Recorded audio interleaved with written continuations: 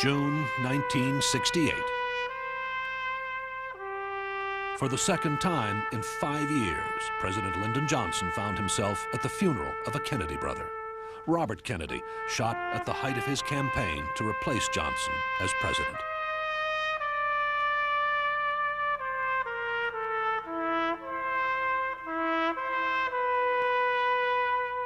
But Johnson was leading the nation in mourning for a man he disliked and mistrusted.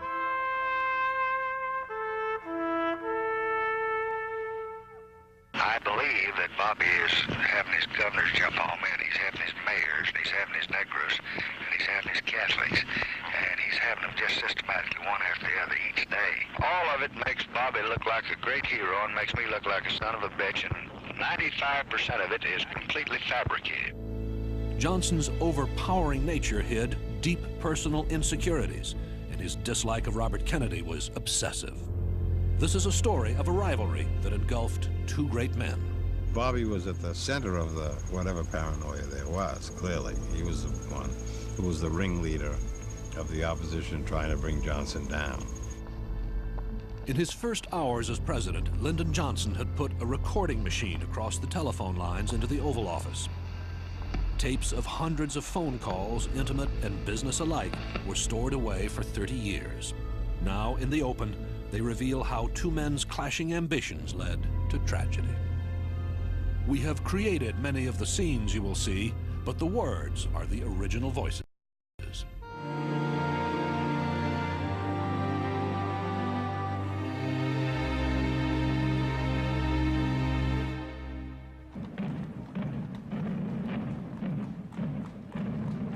5 years earlier, Johnson had presided over the funeral of Robert's older brother, John. No transition from one president to another is painless. But Kennedy's assassination had catapulted Johnson into the presidency, replacing a leader who was literally loved by his aides. We were in their space. This was their home, their White House. They had worked to get elected there. We did not belong there. And they had lost their best friend. They hurt. Ripe field for disagreement. Johnson shared those misgivings. Hating the idea of being regarded as a usurper, he went out of his way to be considerate to the Kennedy family. He was specially concerned about Jackie Kennedy, insisting that she continue to live in the White House residence for 2 weeks after the funeral. Mrs. Kennedy, 2191. Oh, yeah. Mr. President? I just wanted you to know you were loved, and by so many and so much. Oh, Mr. I'm one of them. I tried. I didn't dare bother you again, but... Listen, sweetie, now, the first thing you got to learn, you got some things to learn, and one of them is that you don't bother me. You give me strength.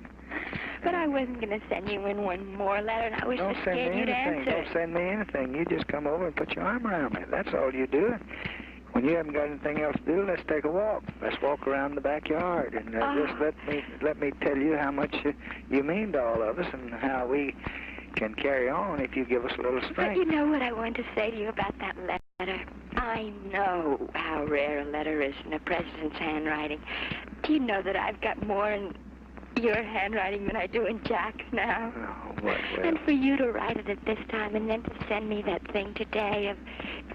I want you to just know that you got the president relying on you, and this is not the first one you had. So there are not many women, you know, run around with a good many presidents. So you just bear that in mind. You got the biggest job of your life. He ran around with 2 presidents. That's what they'll say about me. Okay, anytime. Goodbye, darling. Thank you for calling, Mr. President. Goodbye. Do come back. I will. From his home in the Washington suburbs, Johnson tried to keep the Kennedy cabinet intact. Above all, he needed Robert Kennedy, his brother's closest companion and attorney general. Kennedy had to be persuaded. You put yourself in everything that you've ever been doing. You're wanted and needed, and we care, and we must have all the capacity we have and all the experience. You even needed more than you were. So just handle it that way. Now, I wouldn't say that if I didn't mean that, and I don't need to say it, and I just to say much obliged and thank you if I didn't want it. I sincerely want it and genuinely want it, and they're never going to separate us as far as I'm concerned. Thank you. The truth was they were old enemies. Robert Kennedy had opposed his brother's decision to pick Johnson as vice president, and Johnson had never forgiven him. Have you ever seen two dogs walk into a room, and all of a sudden there's a low growl from one and a low growl from the other, and you have two dogs that are ready to jump at each other's throats? That was Johnson and Bobby Kennedy. There was something about the personality of Bobby that irritated the devil out of Johnson, and something about Johnson's personality that obviously irritated Bobby. John Kennedy treated him with utmost respect and deference. President Kennedy, according to, and LBJ told me this many times, couldn't have been nicer to him, and Mrs. Kennedy as well. But the people around Bobby Kennedy treated Johnson with utter contempt. Uncle Cornpone and some of the appellations they applied to him. And it was quite evident that there was this smiling contempt for Johnson. He never forgot it. What made things worse in those early days was that Johnson didn't seem to understand the full impact on Robert Kennedy of his brother's death. After the assassination, Robert Kennedy went into a period best described as a deep black hole. He was not only in emotional pain for a period of weeks and months, but he was in it was physical pain. For many weeks, Robert Kennedy avoided the White House, rarely attending cabinet meetings. Johnson, still desperate for the Kennedy family's public endorsement of his presidency, wanted Jackie Kennedy to be seen giving him her blessing. Hello? Hello? Jackie? Mr. President? I love you. Aren't you sweet? Yeah, I don't like these 10 o'clock night lights still burning over here and these early morning breakfast appointments. Will you please start to take a nap after lunch? I'm going to. It changed Jack's whole life. He was always sick, and when we got to the White House, he did it every day, even if you can't sleep. And, you know, Churchill did that. You just can't tear around it. I'll start it the day you come down here to see me. If you don't, I'm going to come out there to see you. Oh, Mr. President. And I'll just have all those motorcycle cops around your house, and it'll cause you all kinds of trouble. And I can't come down there. I wanted to tell you, I've really gotten hold of myself. You know, I'll do anything for you. I'll talk to you on the phone. I'm so scared I'll start to cry again. Oh, you never cried? Honey, I never saw anyone as brave as you. But I mean, it's, you know... Oh, it's great. I just can't. You know how great we think you are? Well, you know... So, sure. I'll talk to you. I'll do anything I can to you, but don't make me come down there yet. Well, I've got to see you before long. I've got to see Anytime you say it's great. All right. Thanks. I'll call you sometime and come by. Okay. Bye. Thank you. Bye. Bye. Well, I would say that Johnson's performance was a superb performance, and it was a performance. One never quite knew who was the real Lyndon Johnson, but whether true or false, the front that he presented to each of the many audiences he addressed was very well presented indeed. He was persuasive to the Congress in getting legislation on the track. He was persuasive to members of the cabinet and the White House staff in urging them to support him and to stay with him. He was impressive in his appearances before the public and the press as a man who had taken over and was a master of the House. In those first months in power, Johnson displayed supreme confidence.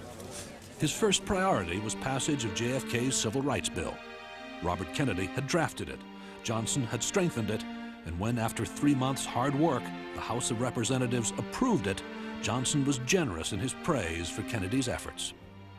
Attorney General on 9-0. You got this, Frank? No president ever fired him. No president ever dared fire him. Indeed, John Kennedy kept him on.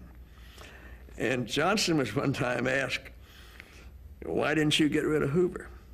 And he said, I'd rather have Hoover inside the tent pissing out than outside the tent pissing in. From the security of Johnson's tent, Hoover started cutting Kennedy out of the action. The turning point came in the spring of '64 with an atrocity in Philadelphia, Mississippi. 3 young civil rights volunteers were kidnapped and murdered by the Ku Klux Klan. 2 days into the search, Hoover bypassed Kennedy to report to Johnson that his agents had found the missing boy's station wagon. Mr. President, the car has been found, and the car was burning, has been found, and that agents are endeavoring now to get inside of the car. What I find now, and the last word I just got, was that the inside of the car, from the intense heat, has melted and burned everything into ashes. Now we've got to therefore pry the doors open, which we're doing, and getting into the inside to examine to see whether there's any human bones inside of the car. Thank you, Edgar. Keep me informed now. The first thing you hear, you call me. Yes, I will. As the murder hunt progressed, it became clear that in the struggle for power between Kennedy and Hoover, the president was on Hoover's side. Yes? The Attorney General calling you on 90. Hello? The President. Yes? Hello, Mr. President. Mm-hmm. Kennedy was aware that the civil rights leader, Dr. Martin Luther King, was to visit Mississippi. He complained to the president that he couldn't protect King because the FBI was no longer under his control. Can we have FBI people there and have them keeping their eyes and ears open? Well, it's difficult. Then I suppose we can. Again, I have no dealings with the FBI anymore, but why don't I call him and see? But anyway, I kept you... I never had the slightest indication that he didn't want to cooperate with you, and he's never indicated anything like it to me. And I don't know where... Well, I think it's just, I mean, there are a number of... You know, it's a very difficult situation, I think, for everybody here now, or whether it's Nick or me, or anybody that has to deal with them. But, I mean, as I say, we'll all get through. It's only a little while. Kennedy added a personal grouse. For 40 years, Hoover had been assembling an explosive collection of personal files. Robert Kennedy knew it included reports on his dead brother's private life, and he suspected the president of using Hoover to spy on him. I don't know of any communications which the FBI sent to the president that Bobby didn't know about. Certainly, we were not tattling on Bobby. Didn't have to. He was tattling on himself with some of the things that he was doing. But I know of no runaround concerning Bobby. I do know that they were they suffered from paranoia regarding this particular matter. They felt it was a chink in the armor of Camelot. But I understand that, you know, he sends all kinds of reports over to you about me and about the Department of Justice. Not any that I've seen.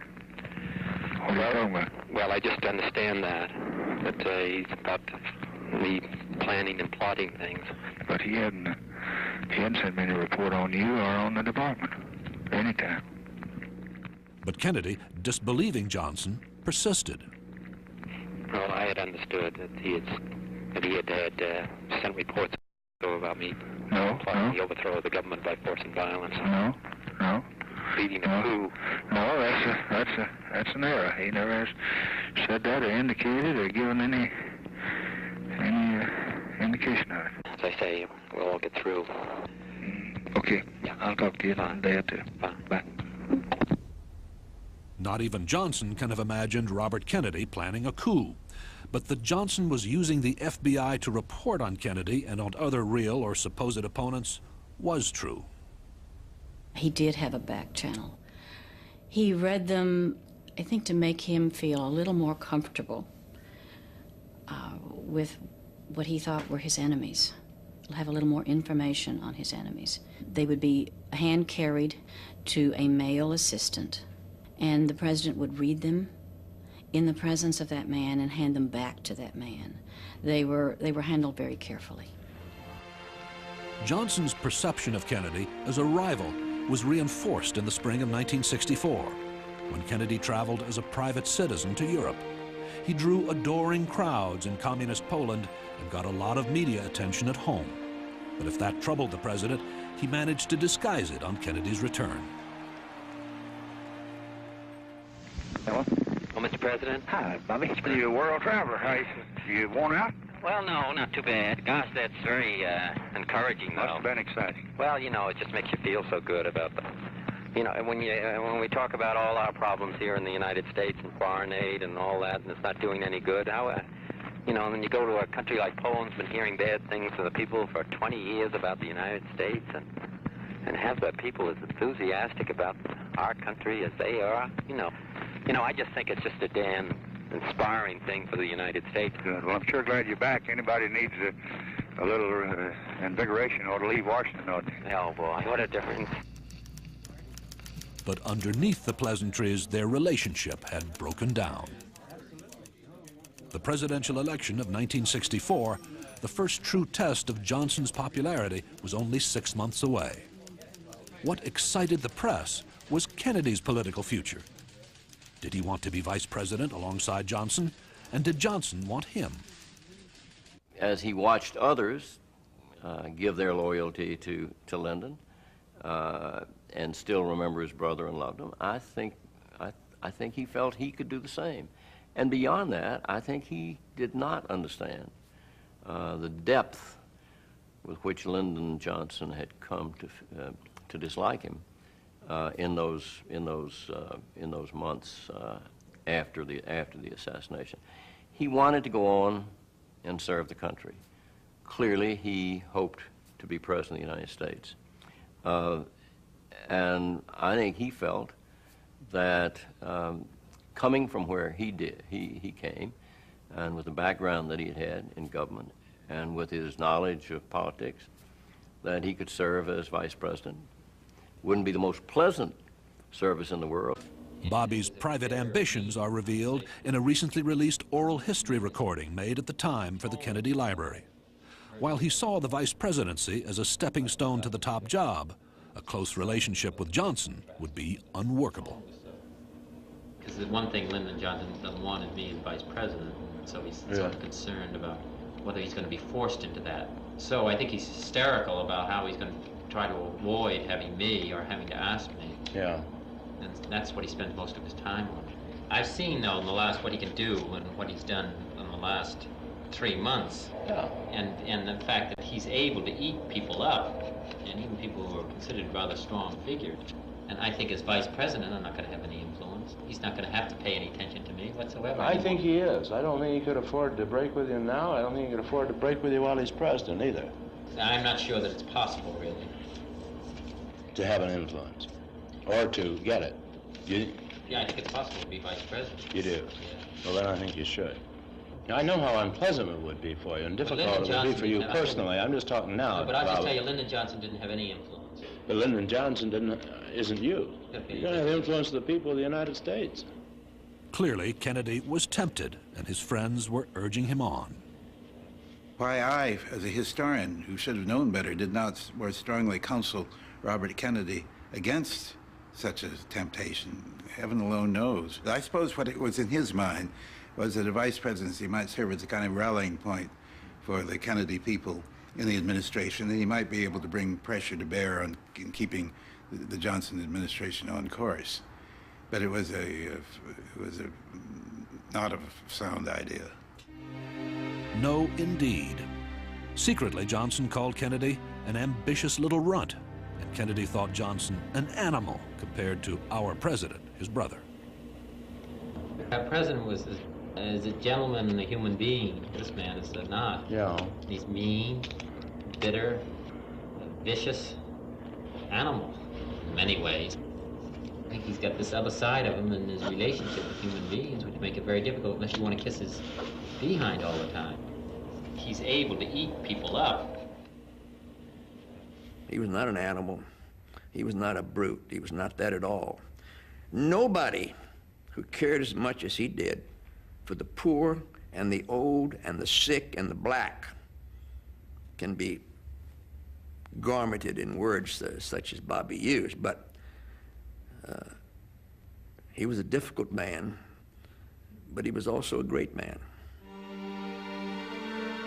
When Johnson became president, he needed Robert Kennedy. Now, 6 months later, he was scheming up a way to get rid of him.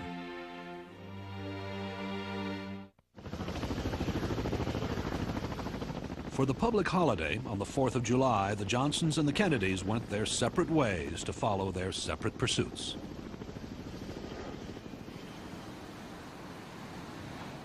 The Bostonians went north to the Kennedy compound on Cape Cod. It was their first family reunion since John Kennedy's assassination.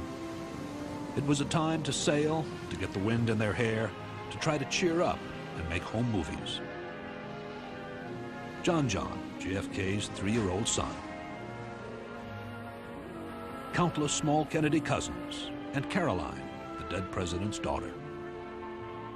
A short and packed weekend for Robert Kennedy, now head of the family at only 38. "2,000 miles and half a world away, the new president was back in cattle country, deep in the heart of Texas, where folks know when you're sick and care when you die.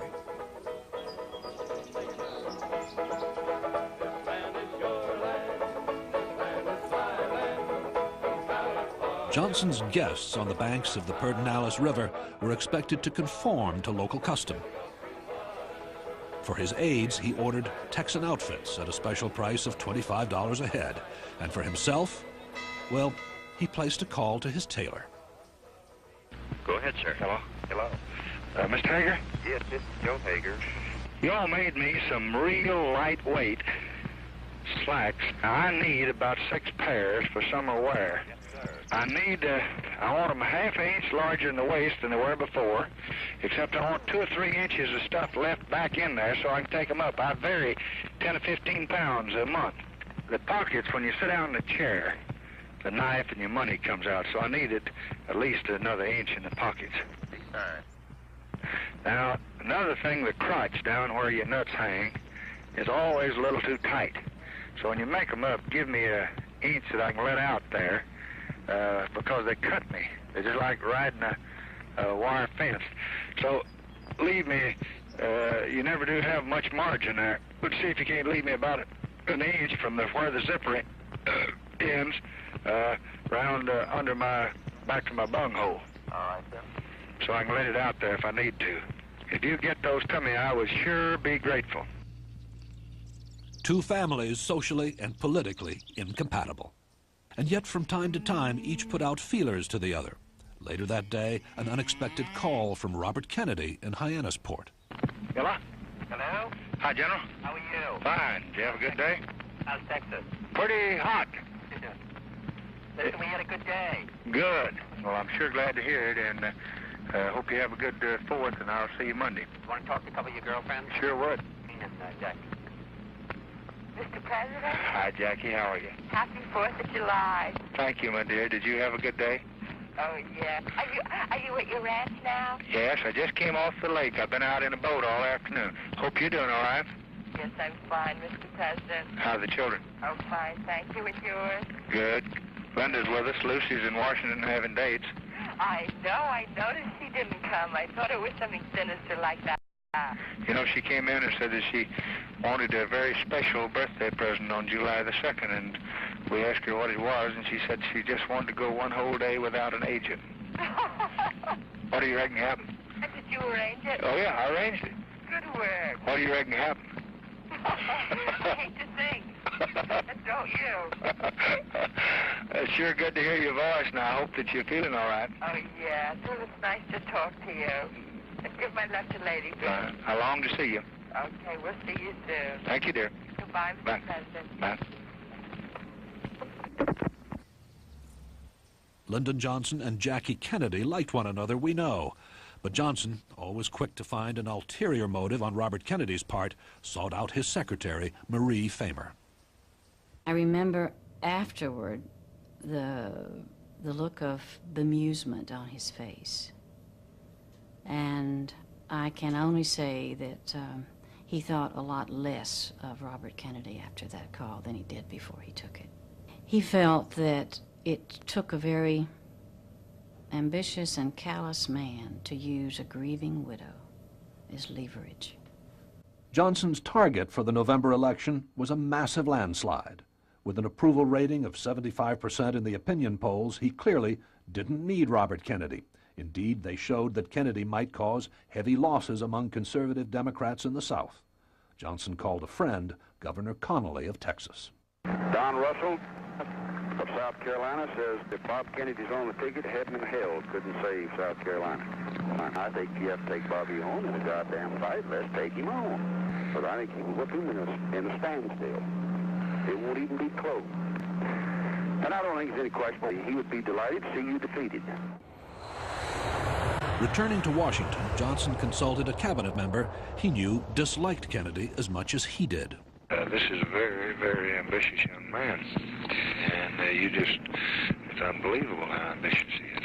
Well, Mr. President, I just can't wrap my mind around that kind of ambition. I don't know how to understand it. I don't either. This consuming passion is something that's just alien to my whole makeup. Yes, it is.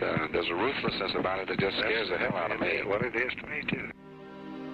The question then was no longer whether to cut out Kennedy, but how. At the end of July, Johnson invited his Attorney General to the White House. They left differing versions of their exchange, but they agreed that Johnson told Kennedy he didn't want him as his running mate. Johnson phoned his chief aide, McGeorge Bundy. I said, I want you to know that I've been concerned about a matter that's of interest to you and to me. I've concluded you should hear it from me direct first. I've reached the decision that it would be inadvisable for you to be a candidate for the number 2 spot this year. He said, have you decided who it's going to be? And I said, no, I've decided several that I don't think fit in, and I haven't decided the ultimate, the one. He said, got up, walked to the door, and got the door turned around and said, well, if you'd asked my opinion, I would have told you that I could have been a hell of a lot of help to you. Johnson was afraid that Kennedy might fight back and split the party. I think bad for me first, very bad for his brother's memory, and I think disastrous for him if he did anything else. Disastrous for him. It would mess up the whole Kennedy image and the whole Kennedy picture to be trying to have a dynasty this quick and move right in and take over. What infuriated Kennedy was that Johnson gave selected reporters a highly colored account of their meeting. Johnson called a few of us in, and he talked in this graphic detail about seeing Bobby Kennedy's little Adam's apple go up and down when he told him this, and how he gulped and all of this and shuffled his hands. And Johnson was terrible when he was cutting up people, and he was cutting up Bobby. It was very funny. It was very amusing. It was fascinating. Johnson wanted Kennedy to announce that he wasn't interested in being vice president. Kennedy refused, telling reporters he had nothing to say. One man he did talk to was his friend John Siegenthaler. Bob complained bitterly to I think everyone who was close to him about it.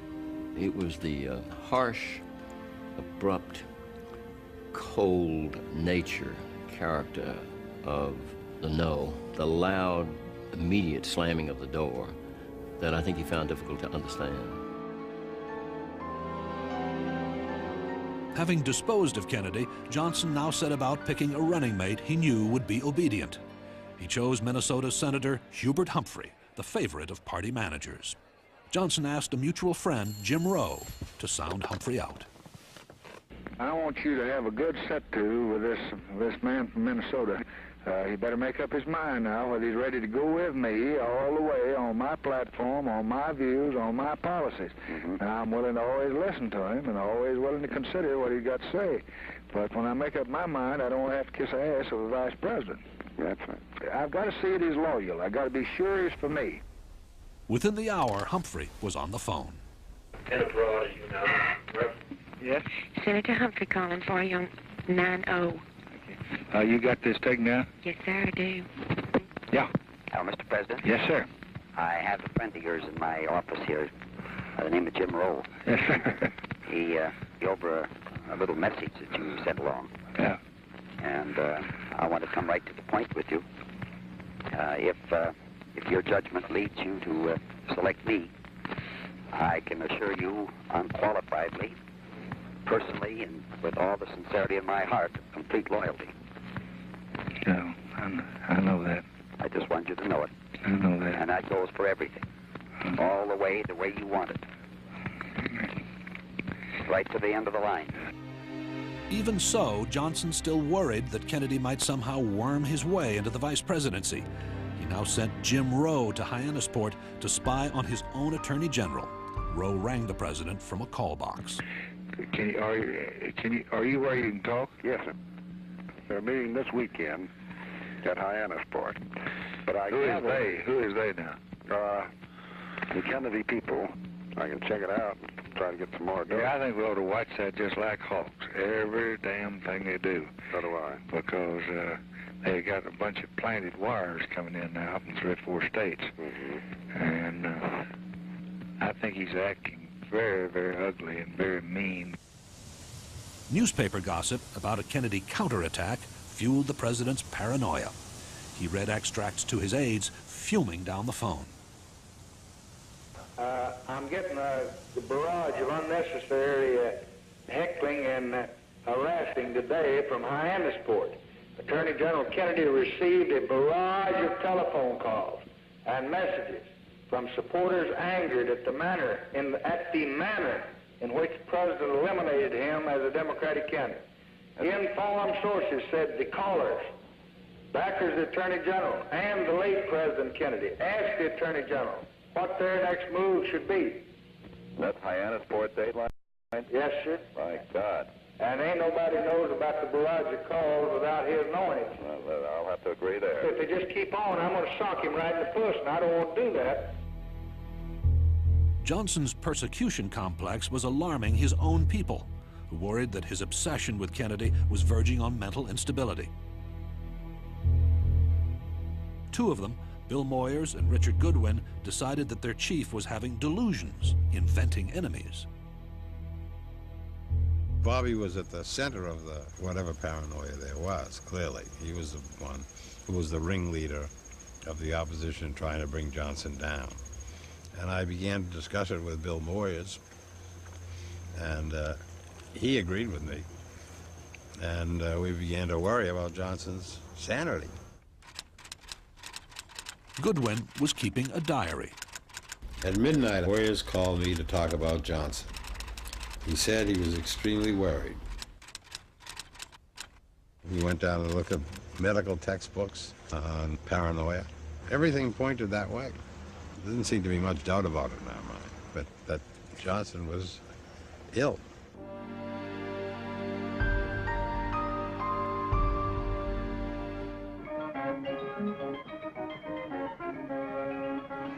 Johnson wanted a carefully stage-managed convention. No dramas, no violence.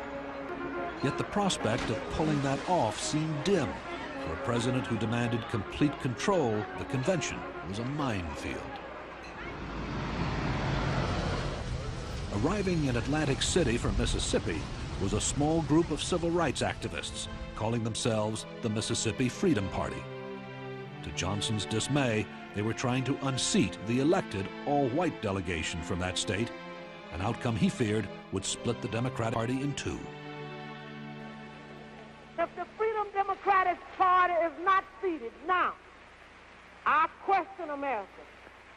Is this America, the land of the free and the home of the brave, where we have to sleep with our telephones off of the hook because our lives be threatened daily, because we want to live as decent human beings in America? Not without reason, Johnson was afraid that if the regular Mississippi delegation were successfully dislodged, conservative Democrats from other Deep South states would defect to his Republican challenger, Senator Goldwater. Less reasonably, he persuaded himself that Robert Kennedy was pulling the strings behind the scenes.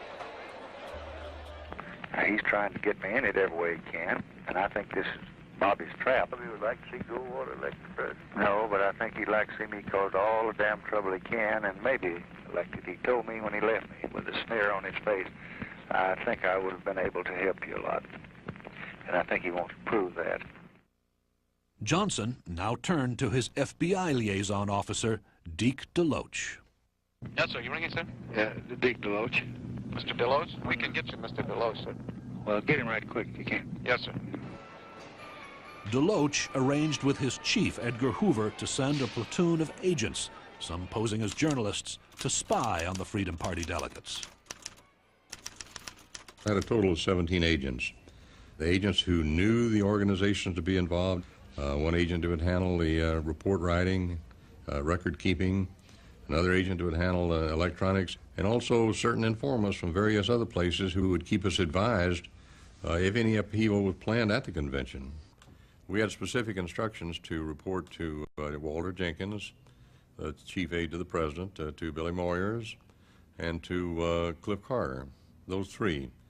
And we kept in touch with them by various communications. And as a matter of fact, we loaned them at their request walkie-talkies that would be keyed in to our powerful radio transmitter and receiver. We kept them constantly advised of what was going on.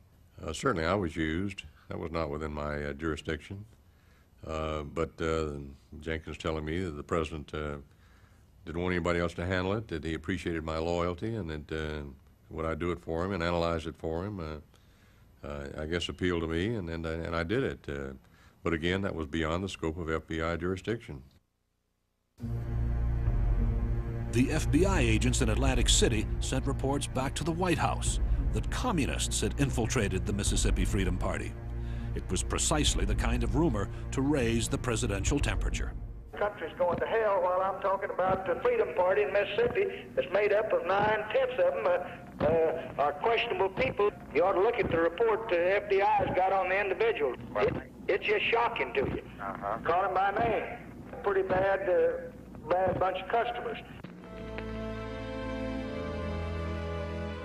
Tuesday, August 25th, was the second day of what Johnson had planned as a coronation. Press reports from Atlantic City told him it was becoming a shambles. At 9:15 that morning, arriving at the Oval Office, Johnson told Marie Famer not to put through any telephone calls. This was unusual. There were no people going in and out. And he had the door closed between our office and his. That door, when he didn't have appointments, was usually open. And I remembered that today because I went to the peephole 2 or 3 times to look through the peephole to see if he was all right. For the next 90 minutes, Johnson was alone, apparently working on his acceptance speech at the convention. Just before 11, he called his press secretary, George Reedy. Here's what I think I'm going to say to him. On that fateful November day last year, I accept the responsibility of the president, asking God's guidance and the help of all of our people. For 9 months, I've carried on as effectively as I could. Our country faces grave dangers. These dangers must be faced and met by a united people under a leader they do not doubt. After 33 years in political life, most men acquire enemies as ships accumulate barnacles. The times require leadership about which there is no doubt, and a voice that men of all parties and sections and color can follow. I've learned after trying very hard that I'm not that voice or that leader. Therefore, that no consideration be given to me because I'm absolutely unavailable. There was a quality to his voice. And my immediate reaction is, my God, he's must be having a brain hemorrhage or something. You know, the reasons that he was advancing were absolutely asinine. Blacks were not going to vote for Barry Goldwater. Jews were not going to vote for Barry Goldwater. Organized labor wasn't going to vote for Barry Goldwater. This was absolutely ridiculous. And at that particular point, nobody could have defeated Lyndon Johnson. I think you could have run God Almighty in the Republican ticket and Johnson would have won that year. But Johnson insisted that 9 months in power was more than enough. And I don't want this power of the bomb, and I just don't want these decisions I'm being required to make, and I don't want the conniving that's required, I don't want the disloyalty that's around, I don't want the bumbling and the inefficiencies. This will throw the nation in quite an uproar, sir. Yeah, I think so. I think it's too late, sir. I know it's your decision because you're the man that has to bear the brunt. But right now, I think this just gives the country the cold water. Well, that's all right. I don't care. But I have a desire to unite people, and the South is against me, and the North is against me, and the Negroes are against me. But if you got any thoughts or any way that you can improve this, I'm not going to make it very long. I'm just about ready to sign it off. I'd be glad to have them. Well, I think your statement is as good as it can be made, sir. Okay. Bye. Yes, sir. Johnson had always hated conflict. In the past few days, blacks had questioned his commitment to civil rights, while whites had attacked him as a traitor to the South. Not for the first time, or indeed the last, Johnson was thinking of running away.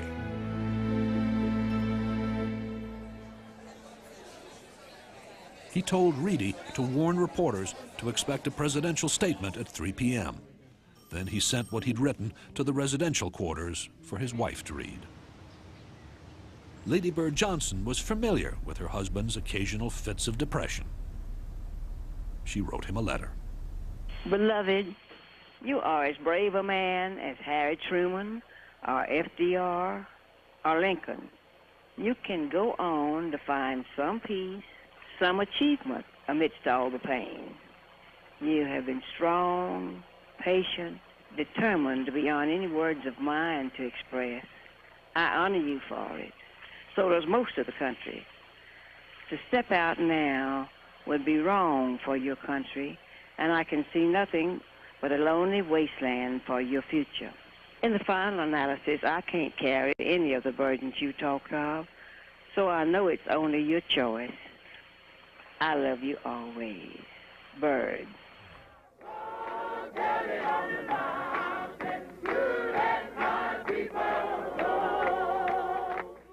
Late that afternoon, a crowd of 3,000 people gathered on the Atlantic City boardwalk under pictures of the 3 civil rights workers murdered in Mississippi. Inside the hall, black Mississippians were battling with stewards. Johnson, watching television in the Oval Office, tried to restore order by remote control. Some law friends of ours gave us an invitation to come in. We sit with them a while, and we wanted to sit in our own state. Are you hearing that? Freedom Party has got the seats of the regular Mississippi delegates, and they're coming in and taking them. I put security men around the Mississippi delegation. They just put a bunch of them, not let anybody come in and see. Well, you better do it now, because you got a riot on right there, right quick. So somebody better get. Yes, sir.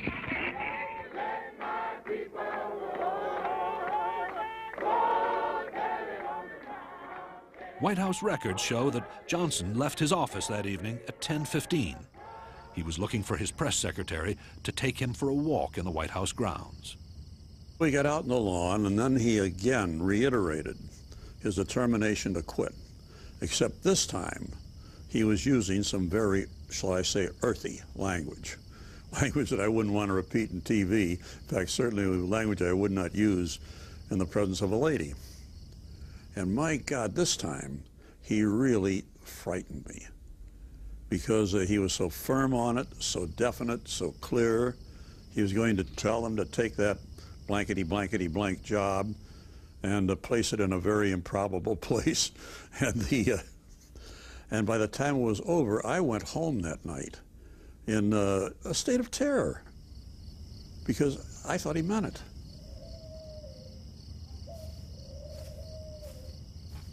We don't know what the President and Lady Bird said to one another that night, that in her diary she remarked that she couldn't remember hours she ever found harder.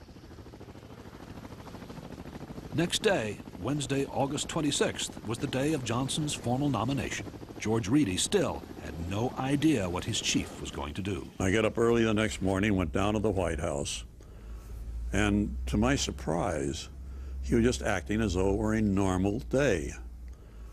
He didn't tell me he was going to go up there and accept the nomination, but he acted like a man that was. I came to the conclusion that he was probably a manic depressive, that he would alternate moods of extreme elation with moods of extreme depression, and sometimes 4 or 5 times in one day. At 3:30 on the afternoon of August 26th, Johnson left for his party's convention. But those closest to the president didn't know what he would do when he got there. We flew up to Atlantic City. He's still not knowing. But again, with a feeling, my God, he couldn't act like this if he's really going to resign. But I didn't know.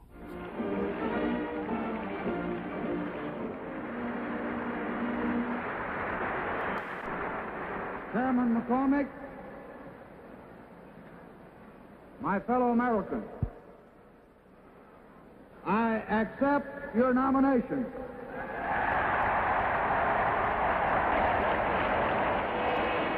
And with that, the stage was clear for Johnson's announcement of his choice of vice president.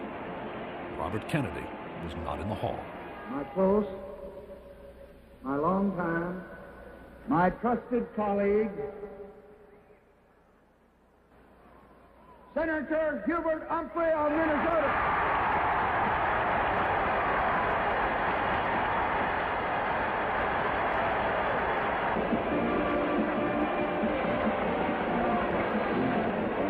But still, it was not the exclusive adulation Johnson had longed for.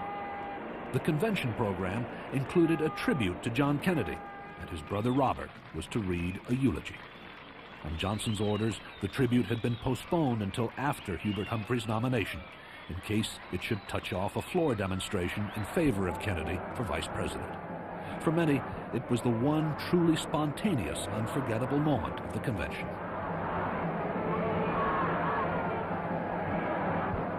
Robert Kennedy came on, and there was a kind of absolute release of emotion from the crowd.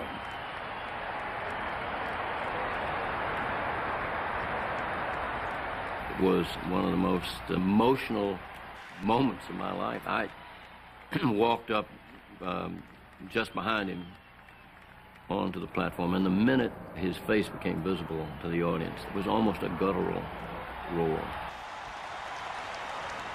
People were crying, and it went on for 27 minutes. It was a hell of a long time. If we dedicate ourselves, as he frequently did, to all of you when he spoke, when he quoted from Robert Frost and said, "If the woods are lovely, dark and deep, but I have promises to keep, and miles to go before I sleep, and miles to go before I sleep."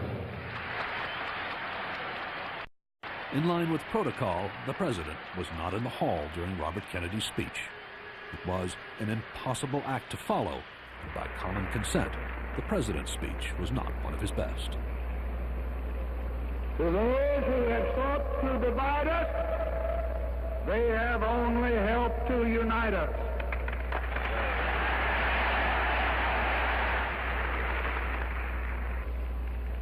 Let us tomorrow turn to our new task. Let us be on our way.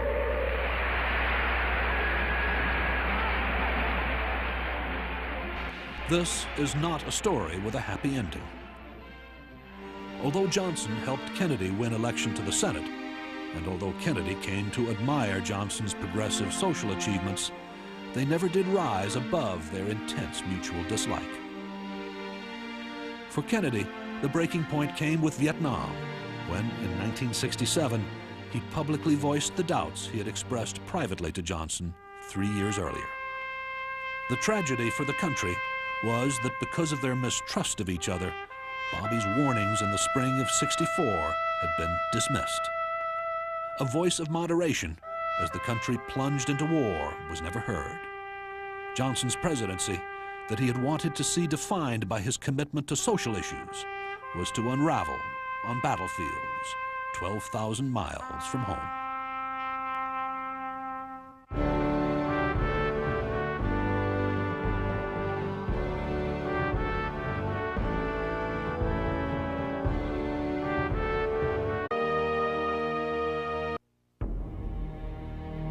In the basement of Washington's Masonic Temple is a shrine that is closed to the public. It's a memorial to one of America's most powerful men, J. Edgar Hoover, head of the FBI and a close friend of President Lyndon Johnson.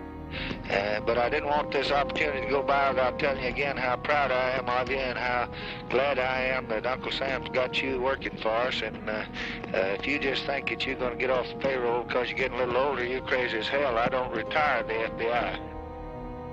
This is the story of how Hoover tried in secret to prevent equal rights for blacks, legislation Johnson wanted more than any other law. Looks like about time to stop talking. I just think that we're going to have them out in the streets again if we don't make some little progress. The man Johnson needed as an ally was Martin Luther King, the very man Hoover wanted to destroy. Hoover's plot took place in a twilight world, away from the cameras, so we have used actors to illustrate many of the scenes in this film. But what was recorded at the time were telephone calls between President Johnson and key players in the drama. These are the calls you will hear in this film.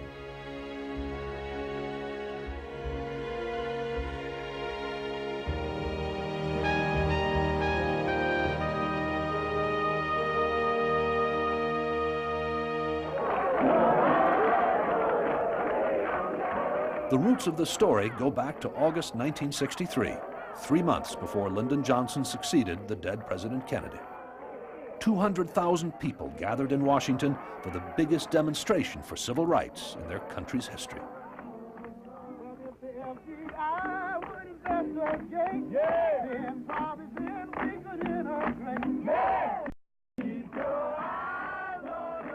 After a summer of direct nonviolent action in America's Deep South, black leaders decided to raise their campaign to a national level with a march on Washington. It was this event that raised a 34-year-old black preacher from Georgia to the leadership of the civil rights movement. I have a dream that my 4 little children will one day live in a nation where they will not be judged by the color of their skin, but by the content of their character. I have a dream today. It became one of the seminal speeches of the century, but it also divided the country at large, the Congress, and even the government. When we allow freedom to ring, we will be able to speed up that day when all of God's children, black men and white men, Jews and Gentiles, Protestants and Catholics, will be able to join hands and sing in the words of the old Negro spiritual, free at last, free at last. Thank God Almighty, we are free at last.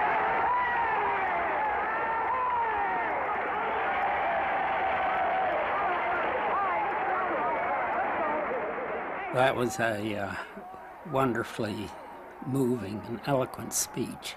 It had an enormously positive effect in the country at large, but also in the White House with the President Kennedy, with the Attorney General.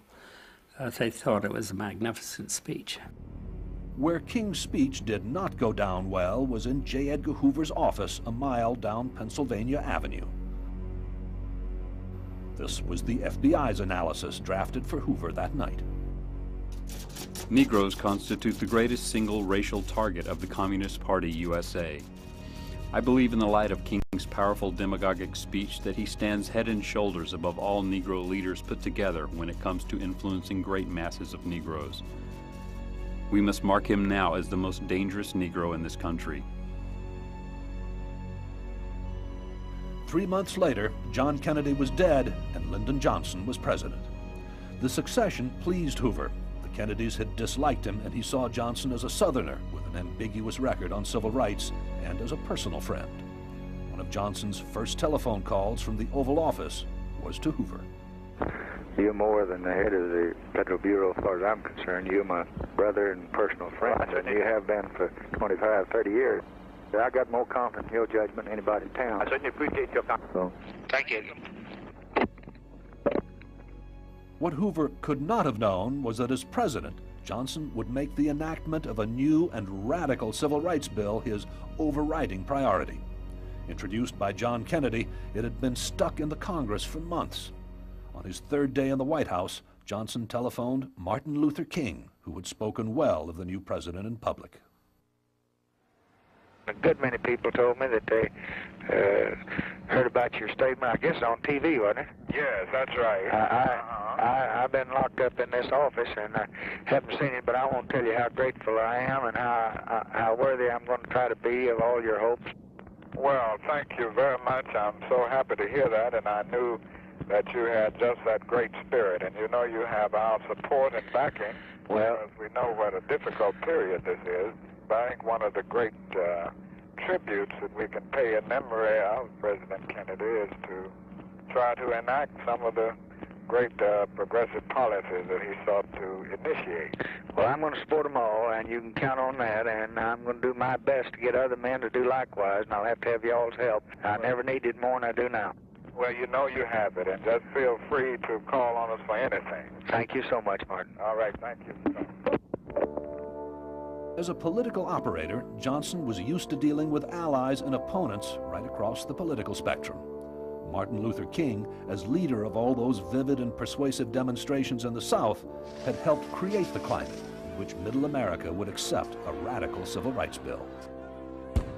Nobody, unless they're 80 years old and were born and raised in the rural South, would remember the days when in the public places like the courthouse and the railroad station, in the toilet, it would say, white women only. And there might have been a place for toilet for blacks, or there might not. Lady Bird Johnson insists that Johnson shared her concern. But as majority leader, he had often blocked significant progress on civil rights. So why was he so determined to act now? Well, I guess when he felt he could, wanting to and being able to are two different things. You have to seize the moment in history. You have to be in the position of power. And finally, when he got in that most lonesome place where there wasn't anybody but you, then is when he knew and he thought he could. He used to get awful tired of going to a whole lot of speeches where the main topic was, if you will understand that this was the vernacular of that time, nigger, nigger, nigger.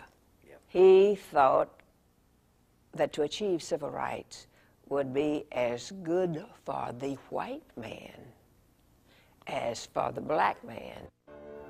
It was now up to Johnson to use his legendary political skills to overcome opposition in the Congress, among Republicans, and in the powerful bloc of conservative Southerners in his own Democratic Party. The President of the United States. Johnson telephoned his principal ally on Capitol Hill, the liberal Senator Hubert Humphrey. Now, do you think you got this civil rights in decent shape? Yes, sir. Mr. President, we've got a much better bill than anybody even dreamed possible. We haven't weakened this bill one damn bit. My God, we're going so far in this bill that it'll be the greatest advance in 100 years. Of course it will. Of course it will. Well, now, what you've got to do is tell these leadership people is this one thing. The thing that we are more afraid of than anything else is that we'll have real revolution in this country when this bill goes into effect. And unless we have the Republicans joining us, we'll have mutiny in this goddamn country. That's right. Well, you're doing a wonderful job, though. And I think stay on this one, though. Yes, sir. All right. All right. To force the Civil Rights Bill through the Senate, where opposition was strongest, Johnson had to build a cross-party coalition of moderates. He had to be willing to break with some of his closest personal friends in politics, especially the leader of the Deep South Democrats, notably Senator Richard Russell of Georgia. Senator Russell and the president sat knee to knee on the second floor of the White House. And I remember Lyndon Johnson saying, he says, "Dick, I love you and I owe you. But I gotta tell you, Dick, don't get in my way on this civil rights bill. Because if you do, I'm gonna run you down." And Dick Russell, in that soft, rolling Southern tone, says, "Well, Mr. President, you very well may be right. But if you are, you will lose the South forever."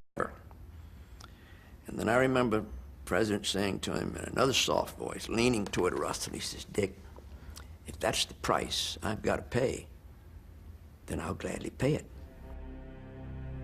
Johnson's other intimate friend, Edgar Hoover, also stood for the opposite of what Johnson was trying to achieve. Hoover was a white supremacist at the head of a white FBI.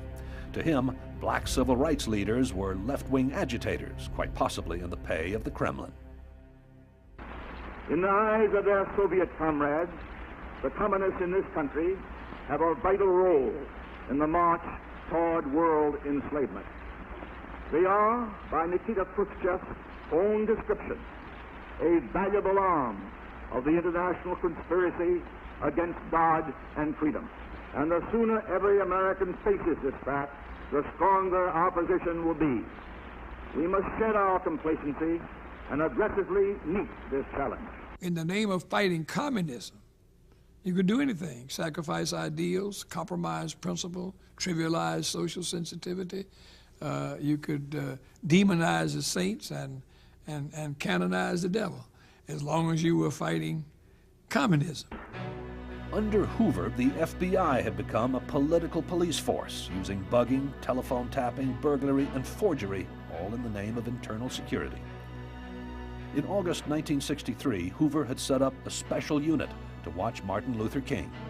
It reported that the American Communist Party had planted 2 senior and secret members in Dr. King's entourage, where they had become close advisors. One was a Jewish lawyer named Stanley Levison, the other a former young socialist, Clarence Jones. Was I ever, in fact, a member, a card-carrying member of the Communist Party? The answer is no. It's not as if Martin King could be led by the nose by a Stanley Levison or by a Clarence Jones. That's absolutely nonsense. Martin King, to Hoover, was a Negro that he couldn't control. He was, in the classic case, the uppity, arrogant nigger. Without providing any evidence of communist infiltration, Hoover had persuaded the Attorney General, Robert Kennedy, to authorize telephone taps on Dr. King and the 2 subversives he was supposed to be consorting with. Kennedy agreed to a trial period of 1 month's secret surveillance.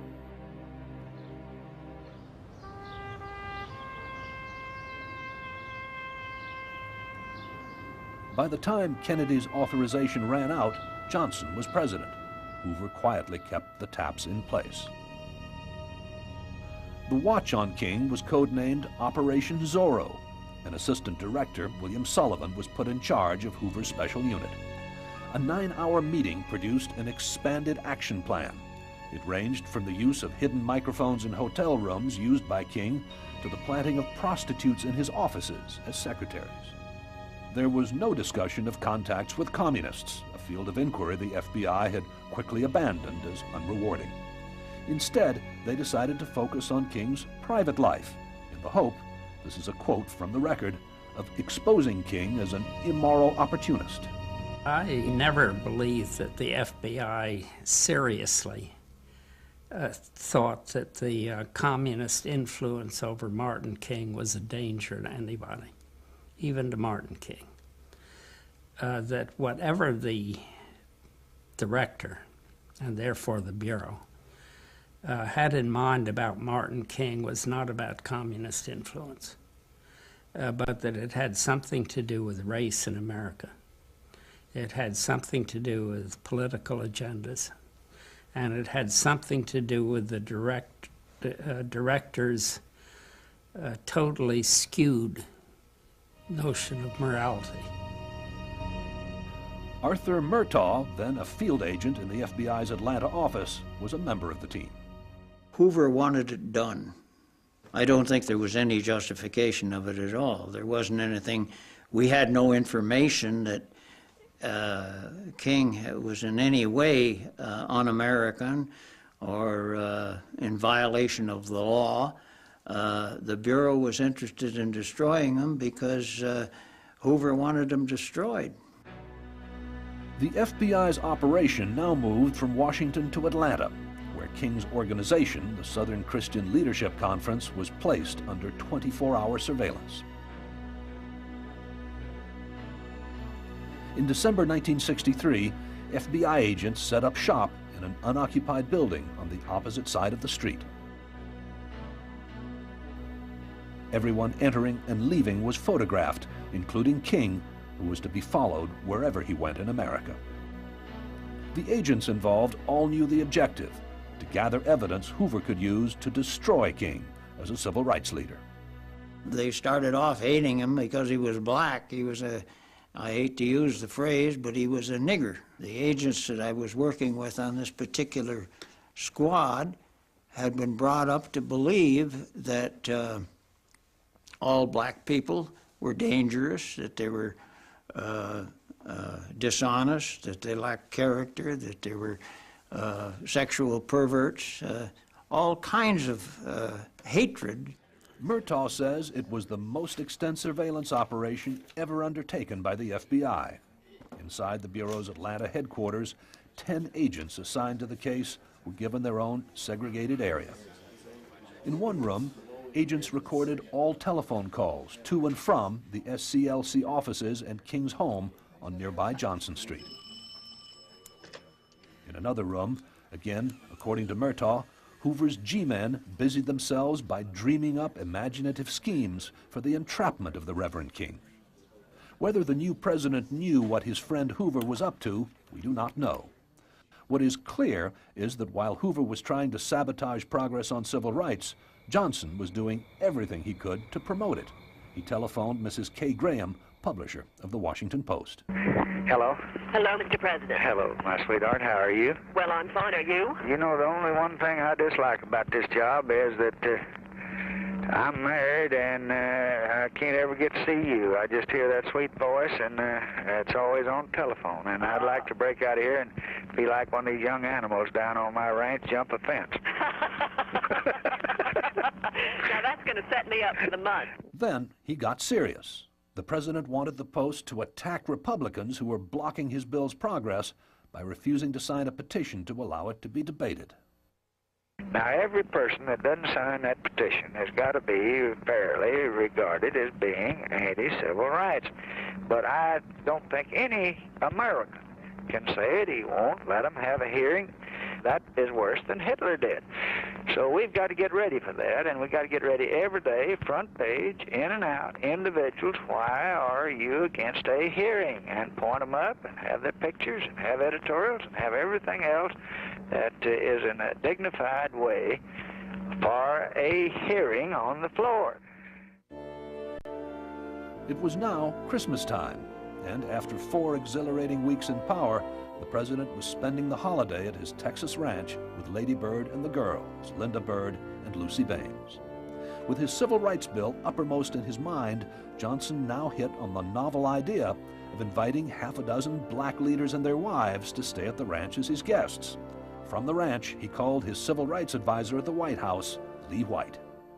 Lee, this is a little risky, but I want to get your judgment on it. I thought we might invite Roy Wilkins and Farmer and Luther King come down here and talk to me about my State of the Union message. Just bring them deep in the heart of Texas and have them at my home and have lunch with me.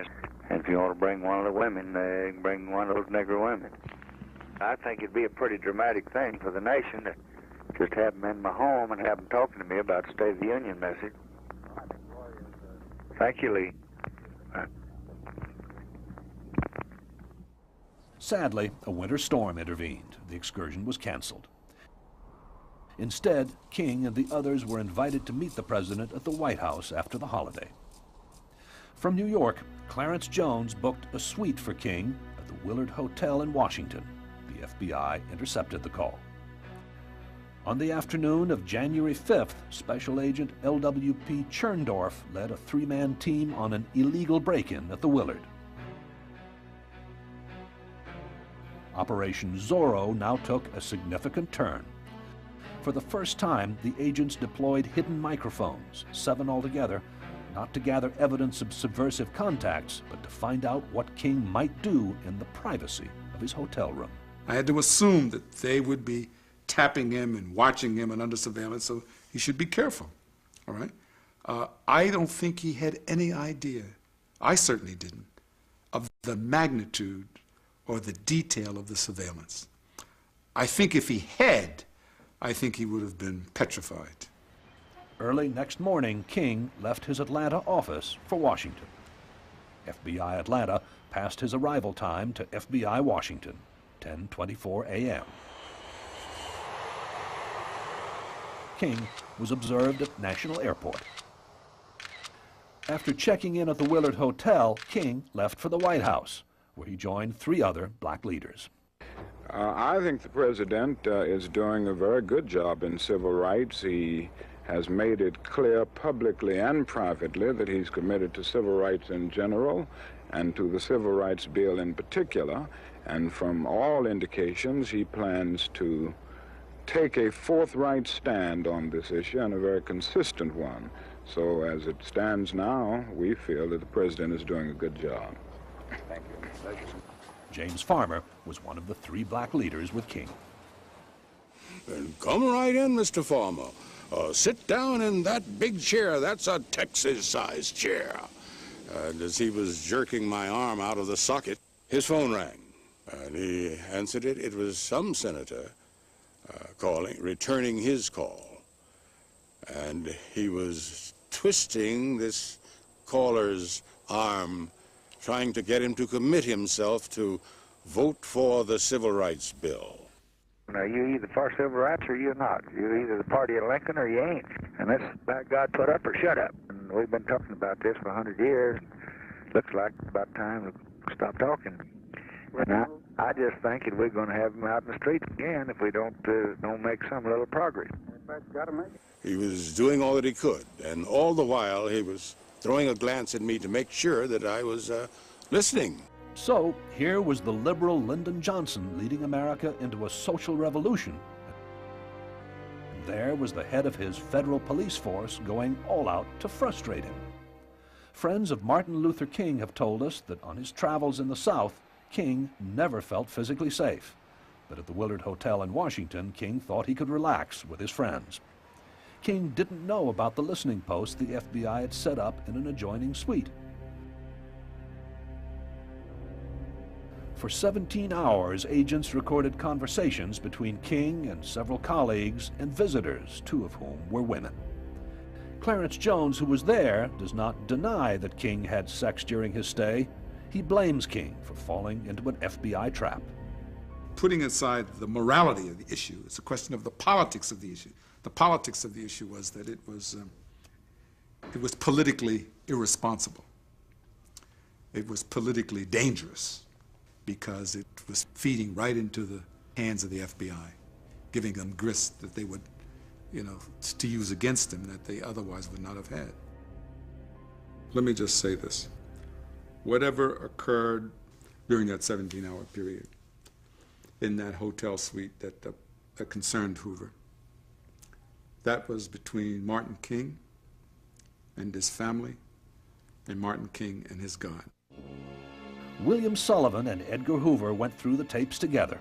The bugging team was told it had unearthed enough to destroy Dr. King. Hoover ordered a full transcript to be made and a summary to be hand-carried to the White House. An internal memo suggests it was shown to Walter Jenkins, White House Chief of Staff, and the President. I find it shocking that the Bureau would do that, that the Bureau would not only do that, but would go to the seat of government, the White House, and feel free to sort of boast about it. I find it shocking that the White House would have gone along. The White House or President Johnson. Neither in the LBJ telephone tapes nor in other available records is there any evidence pointing to Johnson's involvement. If he did read the Willard Hotel bedroom transcripts, he would not have wanted them to be leaked. Clarence Jones explains why. If that kind of information had come out, it would have been used to discredit Martin King, would have been used to discredit the civil rights movement, would have been used as a very, and probably effectively used, as a smokescreen to say, you see the kind of people who really want these civil rights, you see the kind of people there really are. You're not dealing with people who are legitimately oppressed. You're not dealing with people who are people of character or good morality and all this and all this moral plea to the consciousness. Look at the kind of people they are. They're people who are communists. They're people who engage in so-called immoral activities. I think it would have been devastating. The success of the Willard Hotel sting stimulated Hoover's appetite. More than a dozen FBI field offices were drawn into Operation Zorro as King traveled across America from Hawaii to New York. And FBI records show, or claim, that he was caught out in at least 2 more sexual encounters. On March 9th, the President and the FBI chief spent 4 hours together in the Oval Office. Hoover, after 4 decades as head of the FBI, was nearly 65 and facing mandatory retirement. Only special legislation could keep him in office. If Johnson had wanted to get rid of Hoover, this was the time to do it. But Johnson had never failed Hoover, and he didn't fail him now. J. Edgar Hoover celebrates his 40th year as head of the FBI. The FBI chief will reach retirement age this year. But President Johnson has signed a bill permitting him to stay on. It's a happy anniversary for Mr. Hoover. I'm very proud to join in this tribute to one of America's most outstanding public servants, J. Edgar Hoover. We are especially fortunate to have Mr. Hoover's strong personal dedication to maintaining the high standards of protection for civil liberties of the individual under our system of law. In June, the Civil Rights Bill was still bottled up in the Senate.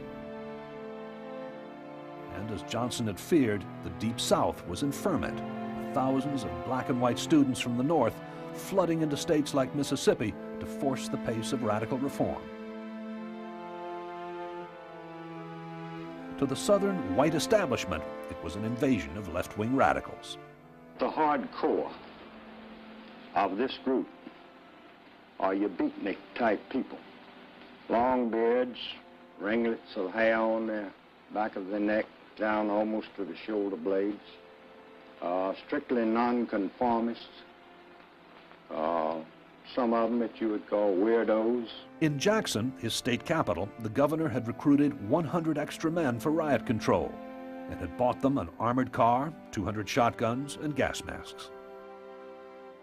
We are going to see to it that law and order is maintained, and maintained Mississippi style. The president got on the phone again to his friend from Georgia, Richard Russell. Now, the governor of Mississippi wants to come up here and see me, and I think that'll just cause a lot of talk about my selling out. I think you'd have to see any governor of any state of the union to see. I told them I'd do that, but they tell me that every family down there is buying a gun, and every nigger family's got a gun, and that they're going to be the damnedest shootings you ever saw, and they're sending them in by buses and hundreds from all over the country to help them register, and they're going to try to get them all registered in Mississippi, and they're going to be a bunch of killing. Dr. King, meanwhile, together with 4 close aides, had moved his personal campaign to America's oldest city, St. Augustine in Florida. The town was a stronghold of the Ku Klux Klan. Many of its members had been sworn in as special deputies by the sheriff, an outspoken segregationist. For King, that made it a perfect place from which to keep the struggle on the nation's television screens and ratchet up pressure on Washington. Martin King, as a leader, as a person, was fearless. To say that he was fearless is not to say that he was unafraid. The Martin King that I knew and observed had a fear that any day, any time, he could be killed. And I sometimes, as I've thought back over the years, how does one live like that? How does one live like that? Unknown to King, a squad of FBI men had followed him from Atlanta. On arrival, they telexed Washington for permission to plant the usual devices in a cottage King had rented in the white segregated part of the town.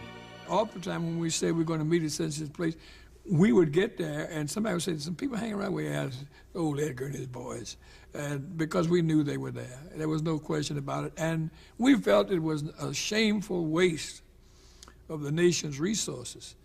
If you live in such fear that you're afraid to go to the bathroom unless somebody's watching, or you're afraid to embrace your wife or your girlfriend if you're single, if you're afraid to march down the street where there are hostile crowds because you might be hurt, the movement is over. You might as well resign, capitulate, give up, surrender. And we weren't going to do that.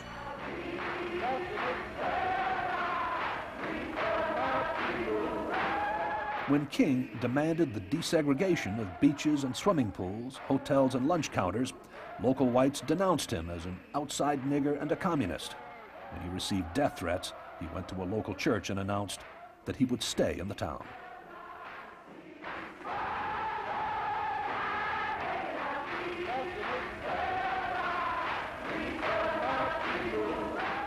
We have gone too far now to turn back, and we will not be content until the sagging walls of segregation have been crushed all over this community by the battering rams of the forces of justice.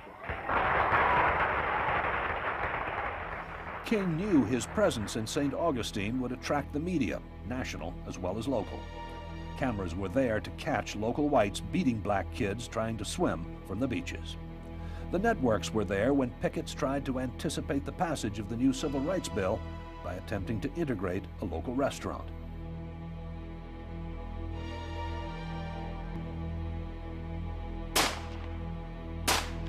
When the media reported that somebody had opened fire on King's rented cottage, he was away for the day, the president was forced to take action.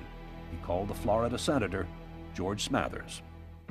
What about St. Augustine? They're giving me uncharted hell on that. And is St. Augustine a pretty bad place?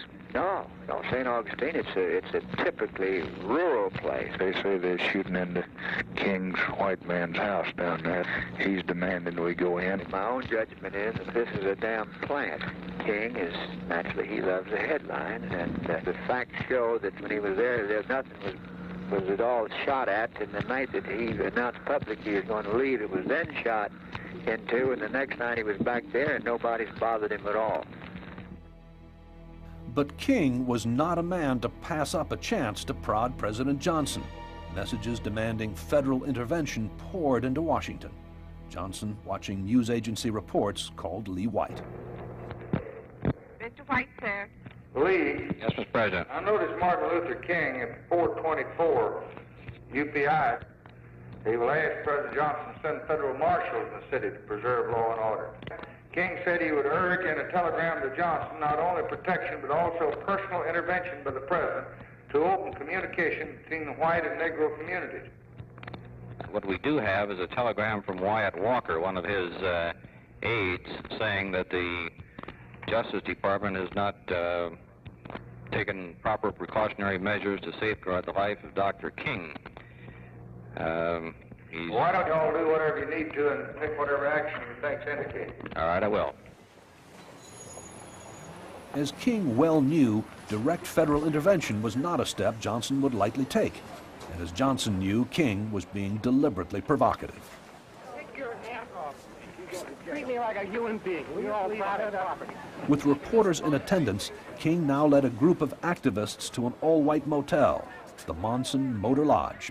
Fighting broke out when 5 young blacks and 2 whites dived into the segregated swimming pool. The manager counterattacked with plastic jugs of an acid cleaner. King ain't got me yet, fella. This business of King and his nonviolent army is the biggest joke I've heard of. He's not broke the spirit of this community. We just getting right here right now. So you can tell the people that. Altogether, 34 demonstrators were arrested, including Dr. King. He was charged with violating Florida's unwelcome guest laws and spent 3 days in jail. On the 4th day, he left for Yale University to receive an honorary degree.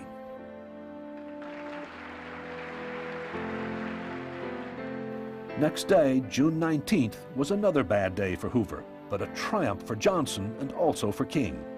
In the Senate, after 6 months of obstruction, the Southern conservative bloc had been voted down.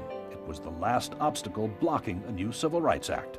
Johnson called Roy Wilkins, a prominent civil rights leader. I haven't got the official news yet. I've been at a 73 to 27. 73-27. Yeah. Mr. President, that's very good news. Well, you're a mighty good man. You deserve all the credit, and I sure do salute you, and I'm mighty proud of you. Mr. President? Our trouble just beginning. I guess you know that. Yes, I know. I want to take some leadership.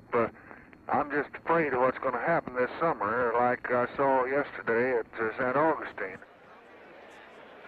What Johnson had been watching on television was the white backlash in St. Augustine. All of the forces of hell, all of the black mops, King and his black revolutionaries, the entire communist conspiracy is concentrating on St. Augustine. Right. I don't think that the Civil Rights Bill settles anything. All that the Civil Rights Bill does is to start a race war in the United States. On July 2nd, the 1964 Civil Rights Bill, outlawing institutionalized segregation, was approved by the Congress and signed into law in the East Room of the White House. Dr. King, now the undisputed leader of black Americans, was placed close to the president's chair. Also there, but on the sidelines, was Edgar Hoover. President Johnson greeted him warmly. Hello, Edgar. Glad to see you, my friend. You deserve... Indisputably, the new law of the land was now on the side of Martin Luther King, but the nation's chief law enforcement officer failed to call off his vendetta. A written FBI directive said this: "We must intensify our coverage of King, this moral degenerate. The main goal is to neutralize or completely discredit the effectiveness of King as a Negro leader." On the 15th of July, Hoover's agents went to the Bell Company's Atlanta switching center and doubled the number of taps on the Southern Christian Leadership Conference's telephone lines. FBI men monitoring calls between Coretta King and her absent husband noticed that his frequent travels were straining their marriage. A telex to Hoover said this: "There is increased evidence of marital discord in the King family. The current situation could conceivably result in a breach between the principals." Or better still, a divorce. You got to remember, if you've got 10 guys in Atlanta and a crew at the Bureau and all the money you need, and they're going to destroy one man, they can come up with all kinds of things to do to try to destroy him. And they did. Armed with a permit called a trash recovery order, signed by the chief himself, the agents now delved into the trash cans outside King's Atlanta headquarters. They were looking for a sample of the handwriting of Andrew Young, the movement's personable office manager. Then the forgers went to work. They took the handwriting, duplicated it, wrote all kinds of messages to Mrs. King, trying to make it appear that people who were very close in his own personal circle were involved sexually with his wife, trying to get warfare going between the players in the King camp. King was spending a couple of weeks at home in Atlanta working on a book. One evening, FBI men monitoring his phone calls learned he was to visit a woman friend. Well, there was some indication that King was going to see this particular woman for illicit sex. They had an elaborate scheme. I was in the office that night, I remember. And they made the call to the fire department from the office and told them that there was a fire in this house.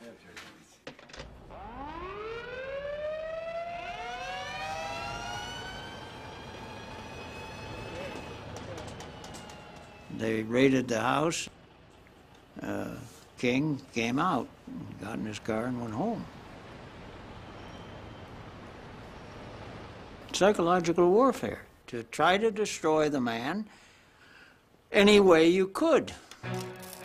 Compared with what was to come, those were merely dirty tricks. A crisis in the White House was to put the president in debt to Hoover, allowing the FBI to attempt to get Dr. King to kill himself.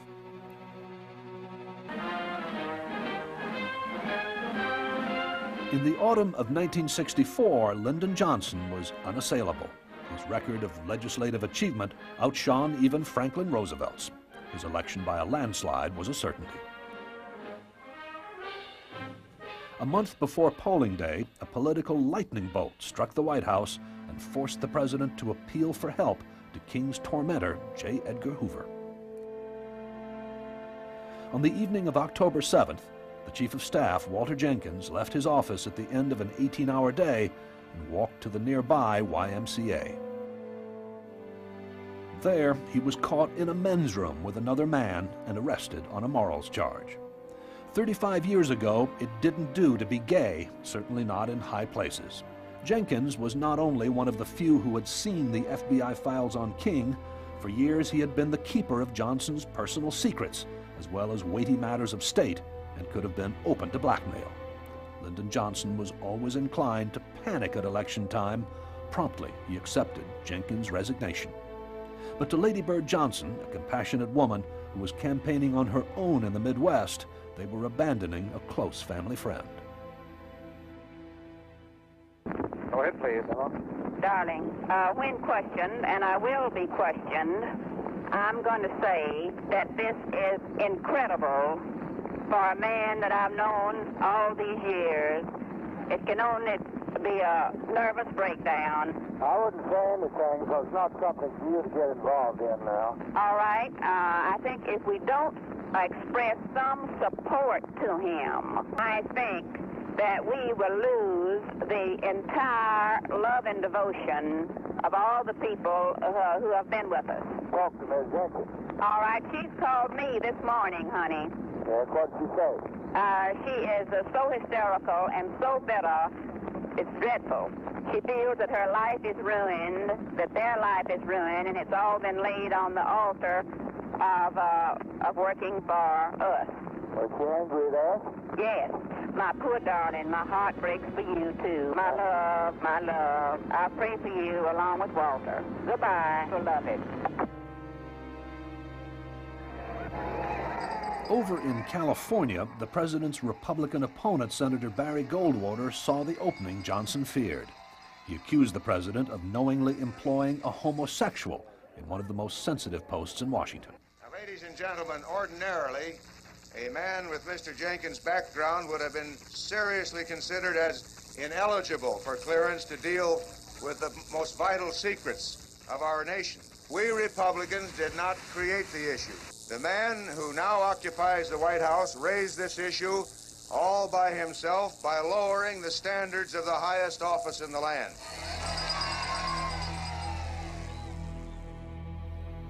And when other Republicans floated the story that a second homosexual was hiding in Johnson's cabinet, the president rang Hoover to ask, how do you spot a closet homosexual?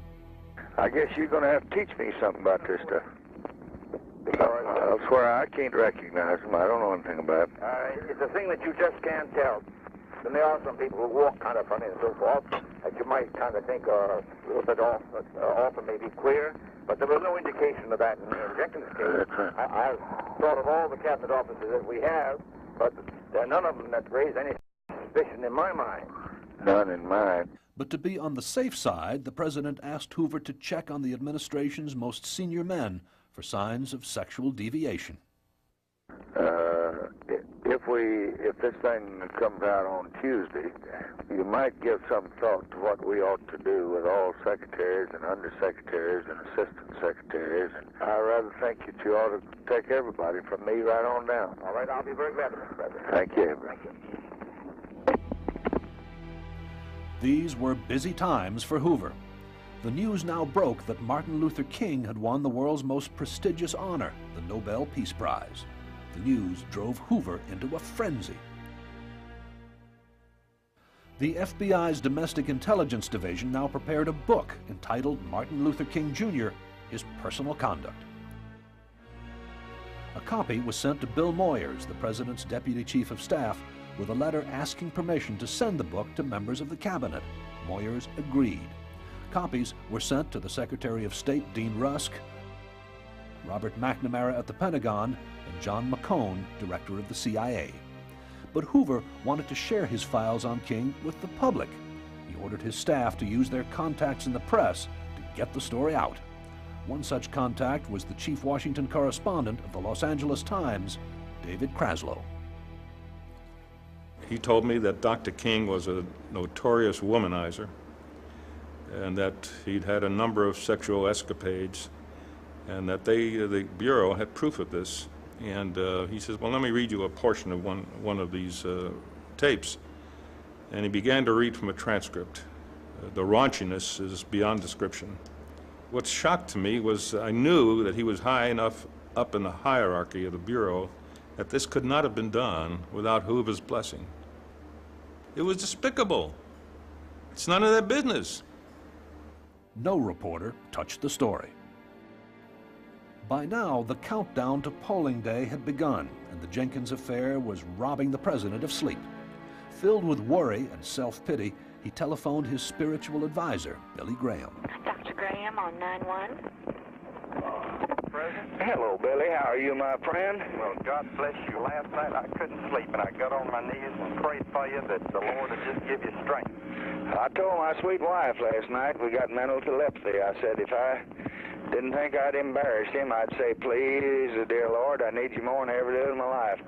You know, when Jesus dealt with people with moral problems, like dear Walter had, and I wanted to send my love and sympathy to him. Thank you. He always dealt tender, always. Well, this was the way he handled it. Come down here Saturday evening and have dinner with us, and let's have a quiet visit, and maybe have a little service Sunday morning in the White House itself. Well, I'll be very happy to. We'll just have a good visit, and I'll feel stronger next week. Well, God bless you. Thank you so much. Bye. Johnson felt a great deal stronger when Edgar Hoover, instead of offering prayers, delivered the goods. An FBI report cleared the president of any suspicion of carelessness and was duly leaked to the press. Mr. Hoover on 2383. Hello? Edgar? Yes, Mr. President.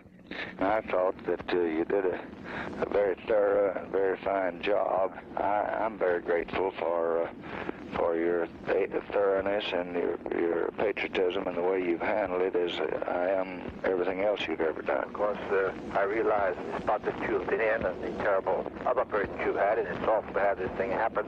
But I think we handled it with a passion, and I think the man is a desperately ill man. Yes, you're a compassionate and an understanding man, and from the Bible, you know, be careful about throwing the first stone lest you have sinned yourself.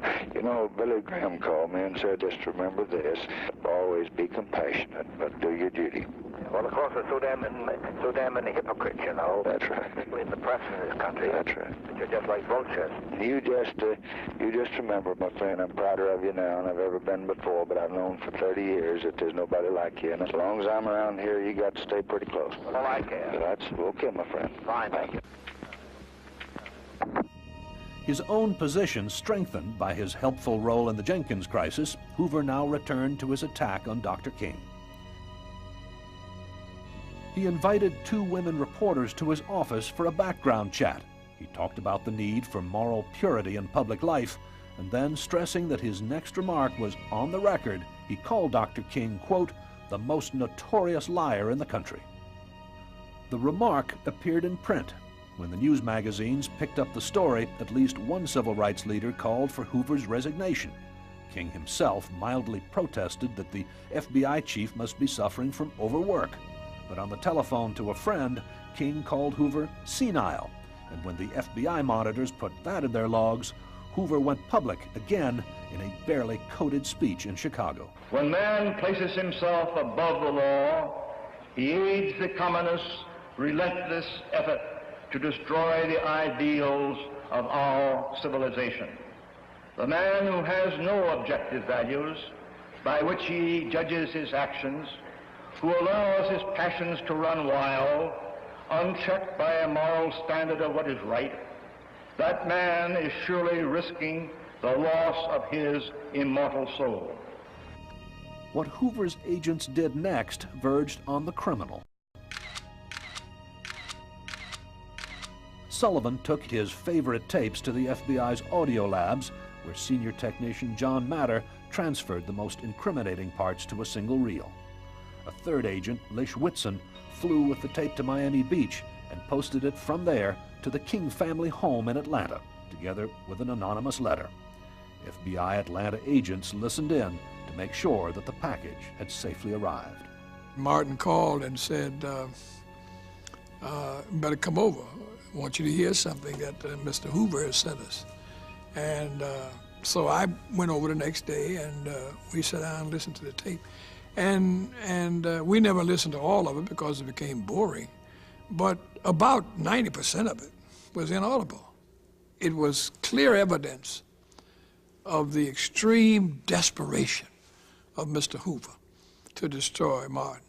And Martin didn't tell me over the phone that there was a note accompanied that suggested he ought to take his own life. Years later, a handwritten copy of that note was found in William Sullivan's desk at the FBI. Here is an extract. King, look into your heart. You are no clergyman, and you know it. Like all frauds, your end is approaching. Lend your ear to the enclosure to your hideous abnormalities. There is only one thing left for you to do, and you know what it is. You have just 34 days in which to do it. You better take it before your filthy, abnormal, fraudulent self is bared to the nation. When we read that, we were furious with Mr. Hoover. We had prayer, and then we laughed at him. How ignorant, how unaware they were of the depth of our commitment to the struggle. To think that kind of gossip and slander would drive Dr. King to take his own life. It seems highly unlikely Hoover ever told the president about this last-ditch effort to dispose of Dr. King. Nothing as outrageous was ever tried again. But the bugging continued all through the Johnson years until the day King was murdered in 1968. The FBI at the time was an institution was out of control. It was a lawless institution from its own point of view even. And it was directed by a man who I think was truly demented. The existence of the King surveillance tapes only became known 3 years after Hoover's death in 1972. A court subsequently ruled that their content be sealed until the year 2027. The existence of the Lyndon Johnson tapes was revealed 5 years ago, when the first batch of altogether 600 hours of his telephone conversations were released, uncensored by his heirs. Johnson seems not to have cared whether the publication would add luster to his reputation or damage it. But with only a quarter of the tapes in the public domain so far, it's clear that this will be the most complete record ever of an American presidency, and very probably the last of its kind.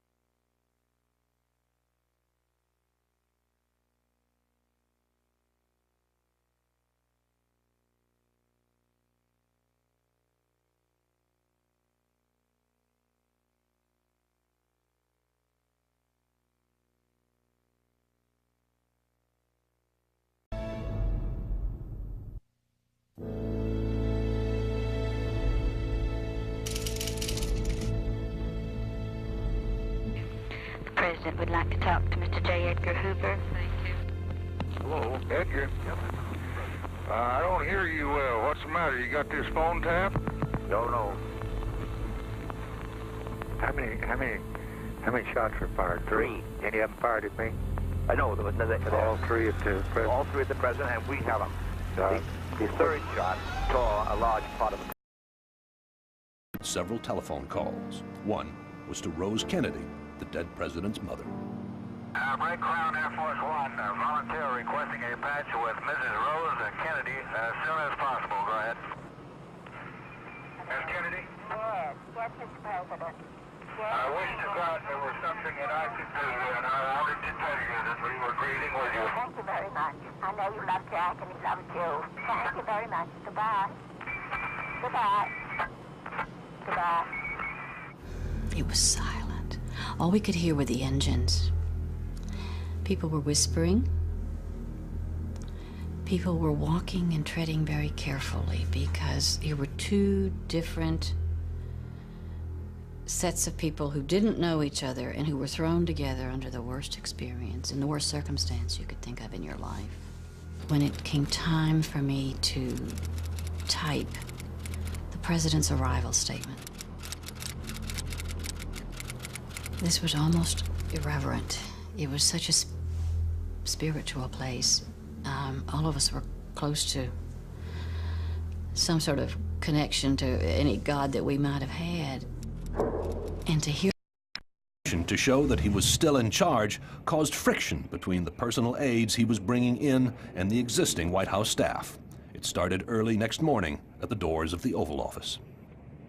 And at 8:30, LBJ came in and said to me, Miss Lincoln, would you come into the office with me?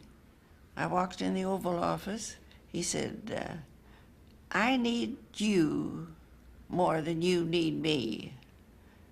He said, could you get all of the Kennedy possessions out of the Oval Office, your office, and the cabinet room by 9 o'clock? I went to Bobby, and Bobby just could not understand it. I felt resented. We were dealing with a staff which is decimated. There was nobody to tell us, here are the telephones, the restrooms are down the hall, and you get a coffee down there. We were different, and we were in their space. This was their home, their White House. They had worked to get elected there. We did not belong there, and they had lost their best friend. They hurt. Ripe field for disagreement. In those first few days, Johnson suspected Robert Kennedy of making mischief. Here were 2 strong-willed, ambitious men, one unable to accept the consequences of his brother's death, the other determined not to allow the Kennedy mystique to undermine his own rightful authority as the new president. Philosophically, every way, his brother's loss was devastating to him. He was never the same person afterwards. And yet he had to carry on not only his duties as Attorney General of the United States, but his duties as the leader of the Kennedy family, succeeding the leader who had fallen. And that meant that many people were already talking about him running for president. It meant many people were trying to stir animosity against Lyndon Johnson and use him and bring him into it. So, of course, there was a Bobby problem, as Lyndon Johnson called it. Also, they detested each other, but Johnson needed the younger Kennedy to stay on as Attorney General, at least for now. 3 days into the new presidency, Johnson's recording machine was up and running, and it reveals how Johnson kept Kennedy aboard. He asked Clark Clifford, a man they both could trust, to be an intermediary. Clark Clifford on line 2. Yes, Clark. Mr. President? Yes. I've just finished a 2-hour session with Bobby. Yeah. And first I want to say he's going to stay. Okay. We really had it out, and we covered it all, and I think there's some arguments that he found unanswerable, and I'm just authorized to say now that he's going to stay. He's going to have a talk with you, and I ought to have a talk with you first. And, it's a relationship that I think is exceedingly important. Your judgment, anybody in town. I certainly appreciate your confidence. Well, thank you. What you hear next is part of a personal briefing Hoover gave the president 5 days after the assassination. We hoped to have this thing wrapped up today, but the bubble top was not up. But the bubble top wasn't worth a damn anyway, because it made entirely of plastic. And much to my surprise, the Secret Service do not have any armored cars. Do you have a bulletproof car? Well, yes, I do. Yes, I think I ought to have one? I think you most certainly should have one. Most certainly should. I think you've got to recognize, you've got to really almost be in the capacity of a so-called prisoner. They went on to talk about Jack Ruby, or Rubenstein, killing Oswald, all because, according to Hoover, the Dallas police were trying to please the television networks by parading Oswald before the cameras. The chief of police admits that he moved him in the morning as a convenience and at the request of the motion picture people who wanted to have daylight. Now, this fellow Rubenstein is a very shady character. He likes to be in the limelight. He knew all the police. That's how I think he got into police headquarters, and for that reason raised no question. I thought they never made any moves as the pictures show, even when they saw him approaching this fellow, and got up right to him and pressed his pistol against Oswald's stomach. Neither of the police officers on either side made any move to push him away or to grab him. Have you got any relationship between the two yet? Between Rubenstein? Yeah. No, at the present time we have not.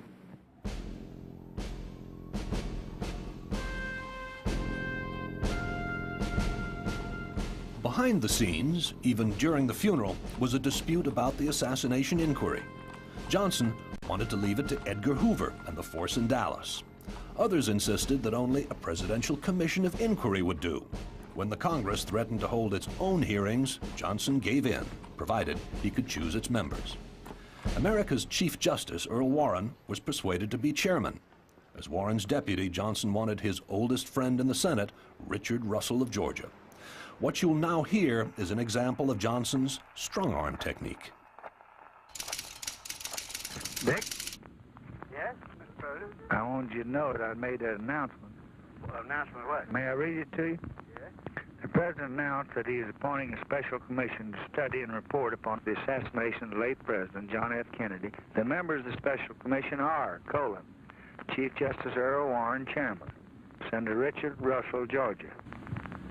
Well, Mr. President, I know I don't have to tell you my motion to you, but I just can't serve on that commission for the Chief Justice Warren. I don't like that man, and I don't have any confidence in him. Dick, it's already been announced, and you can serve with anybody for the good of America. Now, the reason I ask Warren is because he's the Chief Justice of this country. The reason I ask you is because you have that same kind of temperament, and you can do anything for your country, and don't go to give me that kind of stuff about you can't serve with anybody. You can do anything. You never turned your country down? Well, this is not me. This is your country. You're my man on that commission, and you're going to do it. And don't tell me what you can do and what you can't, because I can't arrest you, and I'm not going to put the FBI on you, but you're goddamn sure going to serve, I'll tell you that. I think you did wrong getting Warren. I know damn well you got wrong getting me, but no. We both do the best we can. I think that's what you do. That's kind of American, both of you are. Good night. Good night. To the new president, every government building in Washington seemed to be swarming with men and women appointed by Kennedy, still grieving for their hero, resenting the usurper from Texas. As vice president, Johnson had felt patronized by Kennedy's inner circle, the Harvards, as he bitterly called them. In a telephone call to his Secretary of State, Dean Rusk, we get a glimpse of Johnson's conviction that those who loved Kennedy could never be loyal to him. Well, I think State leaks everything they got. I've got about as much confidence in them as I have in a Soviet spy. They leak everything they get. I'm wondering if our wires are tapped at all. Every time I say something to the State Department, I read about it. And it's getting me frightened to even take a call. I think it's just a sieve over there. This is getting awfully bad, and It's going to hurt me and hurt state, but I'm going to quit talking to anybody. I'm just going to take you off in the bathroom because I'm afraid that somebody over there is talking and talking regularly. Another call made late one night shows Johnson's constant need for reassurance, even comfort. He's talking here to Kay Graham, owner of the Washington Post, a close friend of the Kennedys. Hello? Hello, Mr. President. Hello, my sweetheart. How are you? Well, I'm fine. Are you? You know, the only one thing I dislike about this job is that I'm married and I can't ever get to see you. I just hear that sweet voice, and it's always on telephone. And I'd like to break out of here and be like one of these young animals down on my ranch, jump a fence. What had prompted Johnson's flirtation with one of America's most important publishers was a behind-the-scenes row over his first speech as president to Congress. Mr. Speaker, the President of the United States. It was his fifth day in power. Johnson had chosen Capitol Hill for his platform because it was the Congress that had brought Kennedy's legislative program to a halt. 93 bills marooned in committees and now waiting for the Johnson treatment to turn them into law. On the 20th day of January in 1961, John F. Kennedy told his countrymen, "Let us begin." Today, in this moment of new resolve, I would say to all my fellow Americans, let us continue.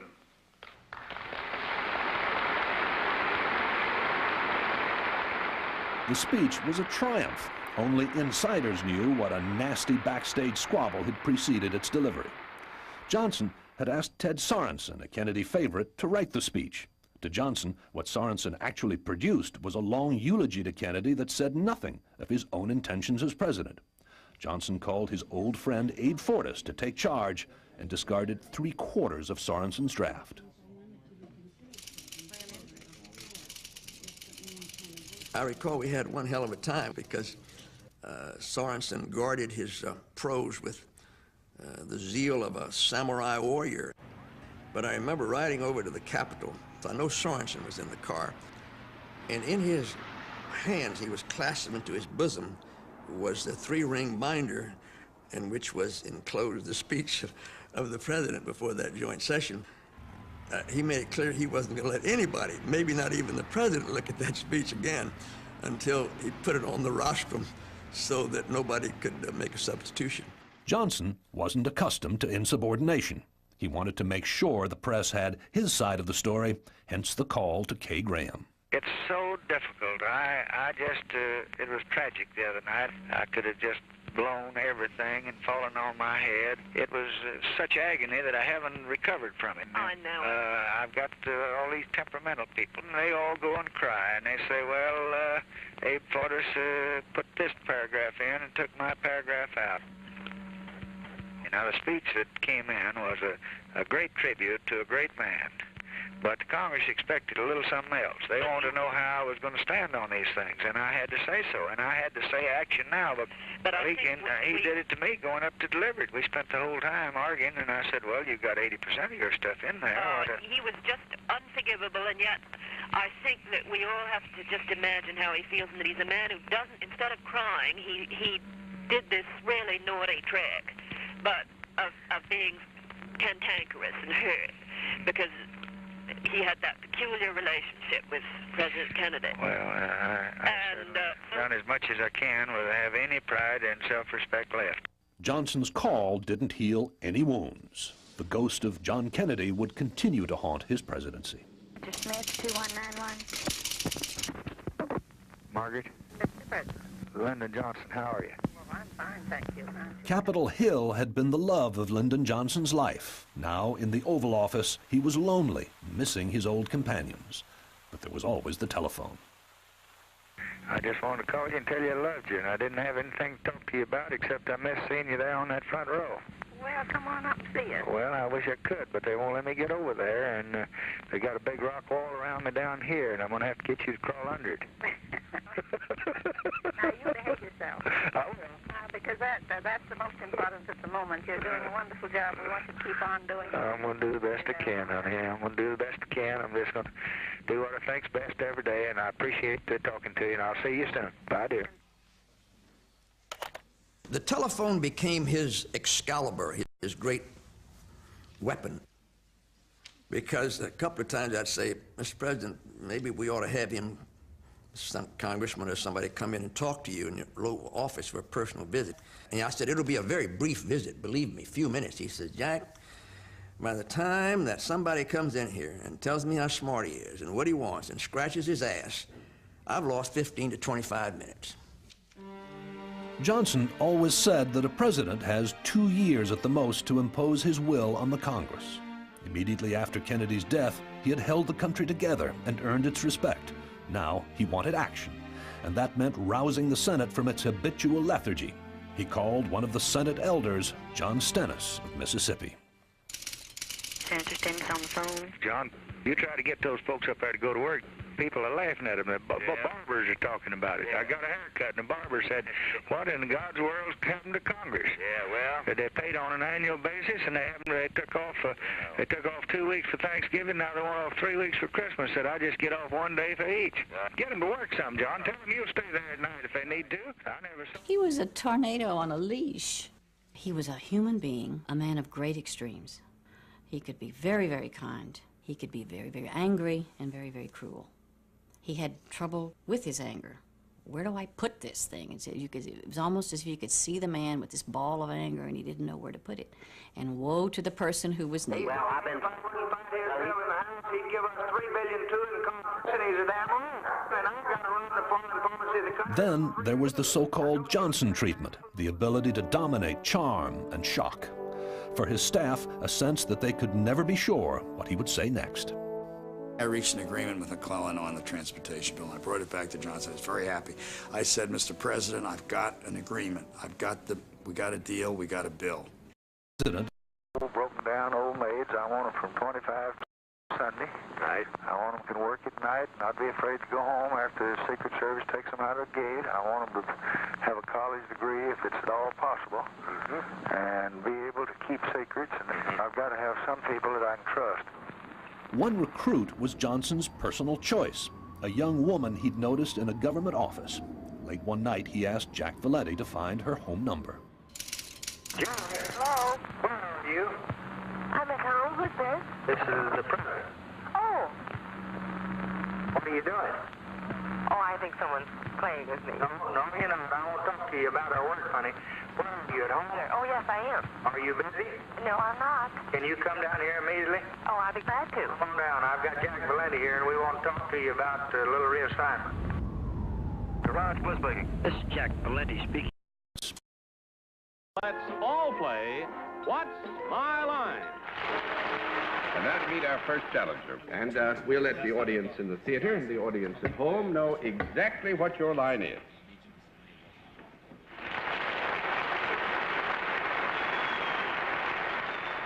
Miss Whittington, may both men and women enjoy your services? Yes. Miss Whittington, does your service require any physical dexterity of any kind? Yes. Well, do you work for a non-profit making organization? Are you connected with the White House in any way? Yes. Are you a secretary? Yes. Very good, Doris. Miss Whittington is about as secretary as you can get if you're attached to the White House. Miss Whittington is one of President Johnson's secretaries. Well, the president has great warmth. He's fair, kind, but at the same time he demands total excellence at all times. There is no doubt that in those days, black people paid a lot of attention to the proximity of blacks to power. So the fact that he had a black secretary, those of us who were in Washington watched those things and calibrated, and people out in the country. Or the Congress of Racial Equality. Farmer had never spoken to a president. The phone rang, and a southern female voice said, Mr. Farmer? I said, yes. Mr. James Farmer? I said, yes. said, "Hold the line for the president." Well, naturally, I started to say, "President of what?" And Lyndon Johnson's voice came on the telephone. He said, "Mr. Farmer, now we are going to have to pick up the ball and not move with that ball, and let's go and go right on through to that goal line, and then not ever. We might get run out of bounds time or two, but keep coming." And I went down to see him in Washington. And, "Come right in, Mr. Farmer. Sit down in that big chair. That's a Texas-sized chair." And as he was jerking my arm out of the socket, his phone rang. And he answered it. It was some senator returning his call. And he was twisting this caller's arm, trying to get him to commit himself to vote for the Civil Rights Bill. Now, you're either for civil rights or you're not. You're either the party of Lincoln or you ain't. And that's by God, put up or shut up. And we've been talking about this for 100 years. Looks like it's about time to stop talking. And I just think that we're going to have them out in the streets again if we don't make some little progress. In fact, you got to make it. He was doing all that he could, and all the while he was throwing a glance at me to make sure that I was listening. Now, when he finished those conversations, I asked him, "Mr. President, how did you get to be that way? What happened?" I said, "I know that your background on civil rights has not been very good. In fact, it's been bad." He said, "Well, Mr. Farmer, that's a good question, a fair question, and I will answer it by quoting a friend of yours, and you will immediately recognize the quote. Free at last, free at last. Thank God Almighty, I'm free at last." A quotation, of course, from Martin Luther King. For 30 years, as a congressman and senator, Lyndon Johnson had looked over his shoulder at the conservative voters of Texas. Now he had a wider constituency, America. 6 months later, Martin Luther King was just behind the president as he signed the Civil Rights Bill of 1964, the act that broke apartheid in the southern states of America.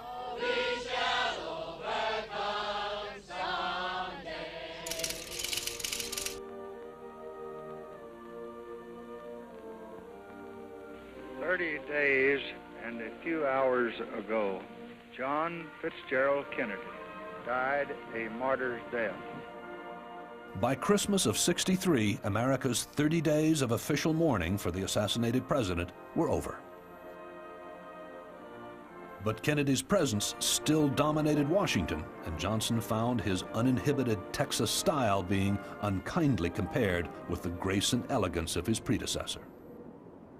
Sophisticated Washington wags used to joke about LBJ padding about the White House at night, turning out the lights. He even abolished the floodlights, giving the place a haunted look. One day, wanting a group photo of his family, he called a still photographer he knew.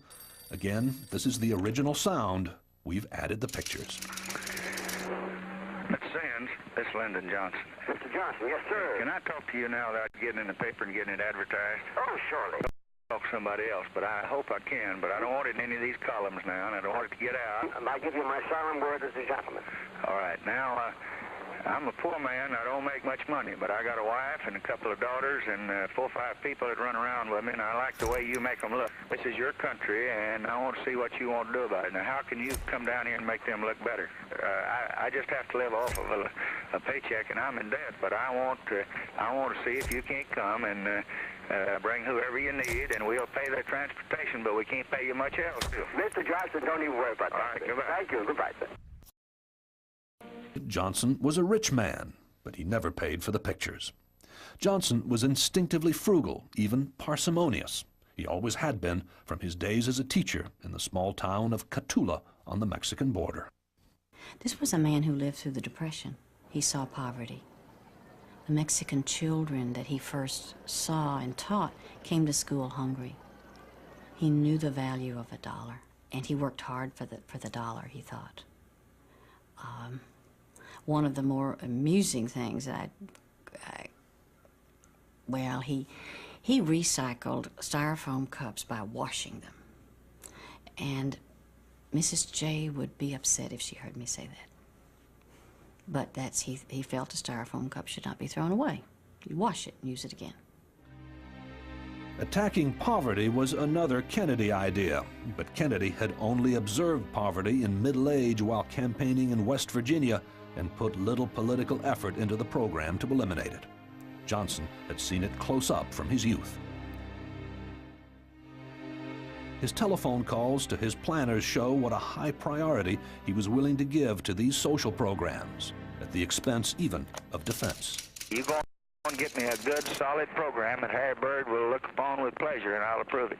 You just get me not over 2 pages, short sentences, short paragraphs, and let's have something good for this State of the Union that Galbraith won't be giving us hell saying that Johnson's not forward-looking. You talk to ABC if they ask you to appear lately, you just tell them that we're cutting out archaic, out-of-date installations, teaching boys to fly, and we don't need them flying. We're going to use missiles.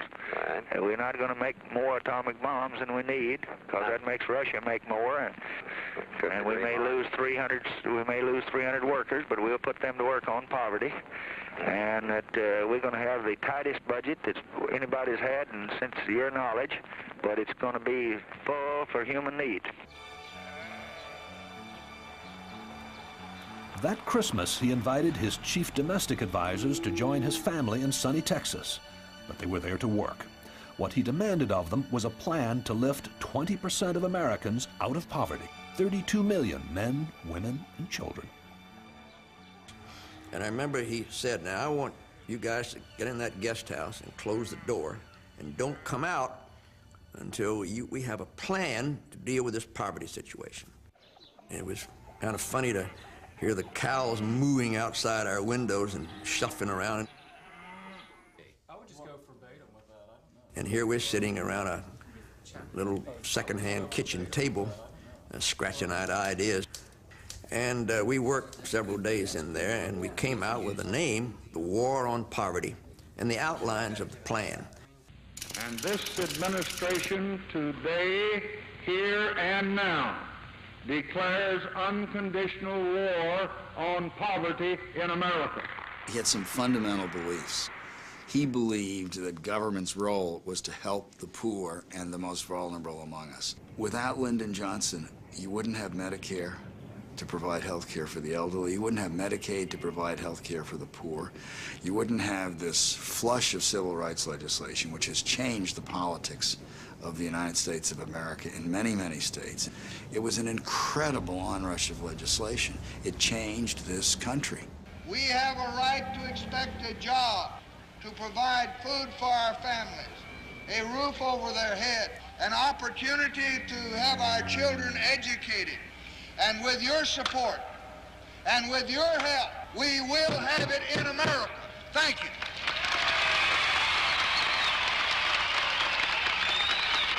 His opponents on Capitol Hill could do little to block his domestic policy, but Johnson knew that any hint of liberalism in foreign policy could be fatal. Have you got the language in front? Yes, sir. I got it in front of me. And it oughtn't to be in there, and it's just a damn... Agency on national in connection with the purchase in the... That's right. Johnson is talking here to a congressman from Texas, Albert Thomas, about American grain sales to the Russians. He's upset because Congress is insisting that he take personal responsibility for each individual sale. Read your language further. And reports each determination. Why should I want to report to everybody that I screwed a girl? You screwed one last night, but you don't want to report it. I wish I did. Well, you know what I'm talking about. That made it come home to you, didn't it? Well, it ain't gonna. Well, don't you think I'm a damned idiot now? No, of course not. But I don't think it's gonna hamstring you a bit on Earth. It doesn't hamstring me. It just publicizes that I'm pro-Russian right when Nixon's running against me.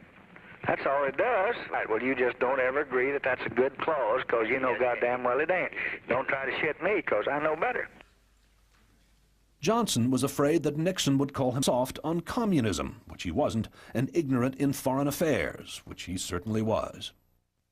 The world out there beyond Texas and Washington. That's right, John.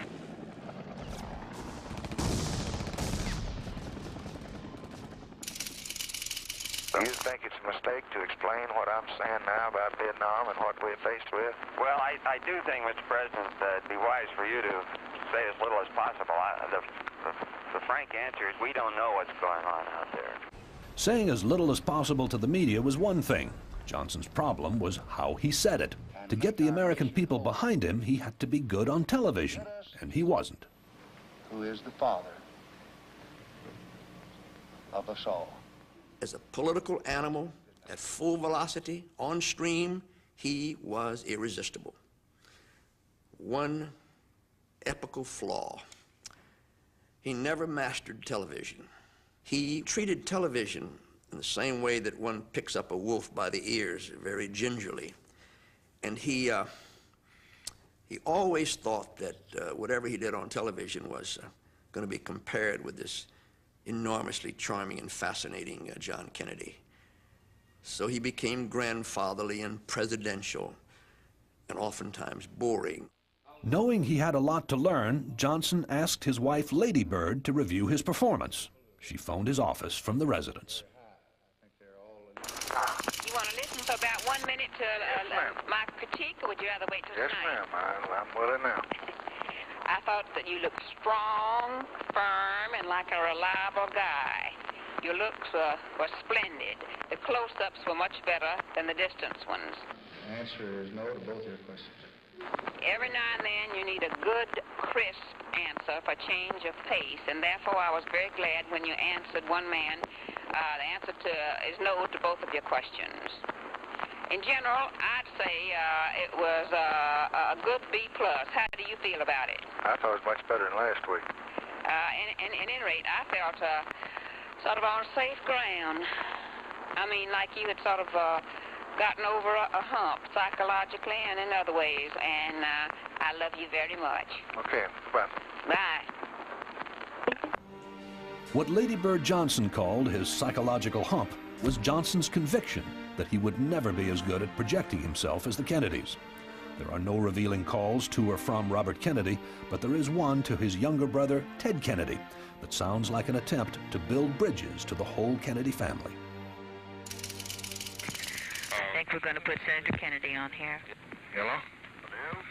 President? Senator? All good. How are you? Fine. Teddy, how you doing? All very well. I saw your TV yesterday, and the president would have been so proud of you, and I was, and I just thought you hit a home run, and I wanted you to know how much I thought of it. Well, that's very, very kind of you, Mr. President. The last thing he would want us to do is to wind up disagreeing with each other, and we're just not going to do that. And anytime something happens that you or the Attorney General or your mother, your father, your sisters feel ought to go differently, you put on your hat and walk in that office and sit down and say your speech, because I'm just a trustee that's trying to carry on best I can, and I'm aware of my problems and my limitations more than anybody else. And we're gonna put over his program, and he's gonna be proud of it, and then we're going to go on to better things, and you always have me in your corner. Goodbye, Teddy. The date of that recording, March 30th, 1964. Johnson's approval rating was the highest ever recorded for an American president, but as he knew, it couldn't last. 4 months later, Johnson was to break it to Robert Kennedy that he would not invite him to be his vice presidential running mate in the election in November. As he told his friends, with Bobby on the ticket, he'd never know if he could be elected in his own right. But it was a decision that cut both ways. His landslide victory in 1964 was his own, but later, when American boys were dying in Vietnam, Senator Robert Kennedy would be free to oppose him. By 1968, Robert Kennedy's opposition had become an obsession. By chance,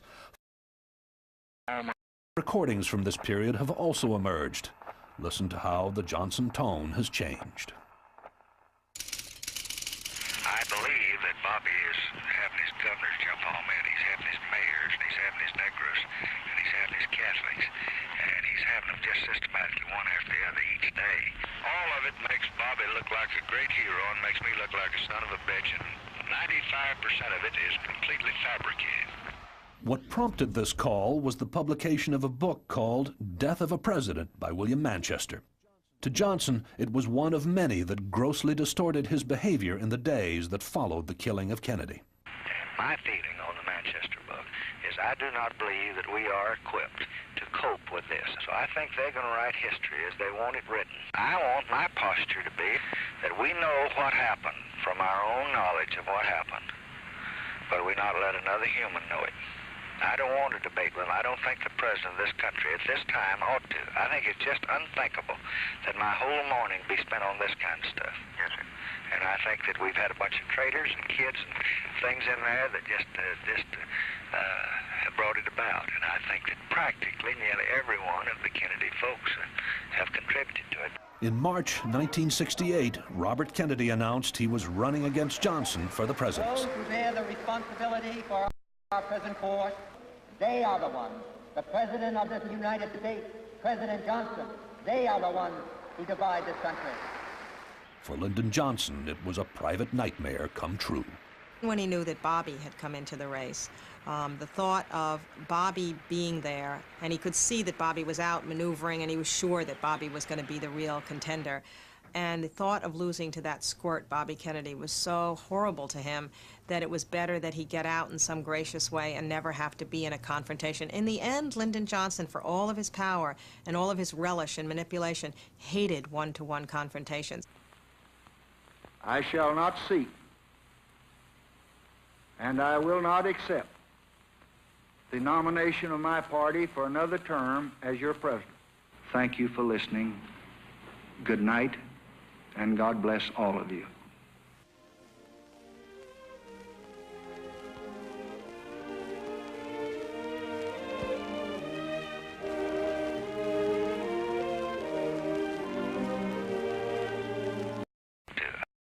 That irritated the devil out of Johnson, and something about Johnson's personality that obviously irritated Bobby. John Kennedy treated him with utmost respect and deference. President Kennedy, according to, and LBJ told me this many times, couldn't have been nicer to him, and Mrs. Kennedy as well. But the people around Bobby Kennedy treated Johnson with utter contempt. Uncle Cornpone and some of the appellations they applied to him. And it was quite evident that there was this smiling contempt for Johnson. He never forgot it. What made things worse in those early days was that Johnson didn't seem to understand the full impact on Robert Kennedy of his brother's death. After the assassination, Robert Kennedy went into a period best described as a deep black hole. He was not only in emotional pain for a period of weeks and months, but he was in it was physical pain. For many weeks, Robert Kennedy avoided the White House, rarely attending cabinet meetings. Johnson, still desperate for the Kennedy family's public endorsement of his presidency, wanted Jackie Kennedy to be seen giving him her blessing. Hello? Hello? Jackie? Mr. President? I love you. Aren't you sweet? Yeah, I don't like these 10 o'clock night lights still burning over here and these early morning breakfast appointments. Will you please start to take a nap after lunch? I'm going to. It changed Jack's whole life. He was always sick, and when we got to the White House, he did it every day, even if you can't sleep. And, you know, Churchill did that. You just can't tear around it. I'll start it today. You come down here to see me. If you don't, I'm going to come out there to see you. Oh, Mr. President. And I'll just have all those motorcycle cops around your house, and it'll cause you all kinds of trouble. And I can't come down there. I wanted to tell you, I've really gotten hold of myself. You know, I'll do anything for you. I'll talk to you on the phone. I'm so scared I'll start to cry again. Oh, you never cried? Honey, I never saw anyone as brave as you. But I mean, it's, you know... Oh, it's great. I just can't. You know how great we think you are? Well, you know... So, sure. I'll talk to you. I'll do anything I can to you, but don't make me come down there yet. Well, I've got to see you before long. Well, anytime you say it's great. All right. Thanks. I'll call you sometime and come by. Okay. Bye. Thank you. Bye. Bye. Well, I would say that Johnson's performance was superb performance, and it was a performance. One never quite knew who was the real Lyndon Johnson, but whether true or false, the front that he presented to each of the many audiences he addressed was very well presented indeed. He was persuasive to the Congress in getting legislation on the track. He was persuasive to members of the cabinet and the White House staff in urging them to support him and to stay with him. He was impressive in his appearances before the public and the press as a man who had taken over and was a master of the House. In those first months in power, Johnson displayed supreme confidence.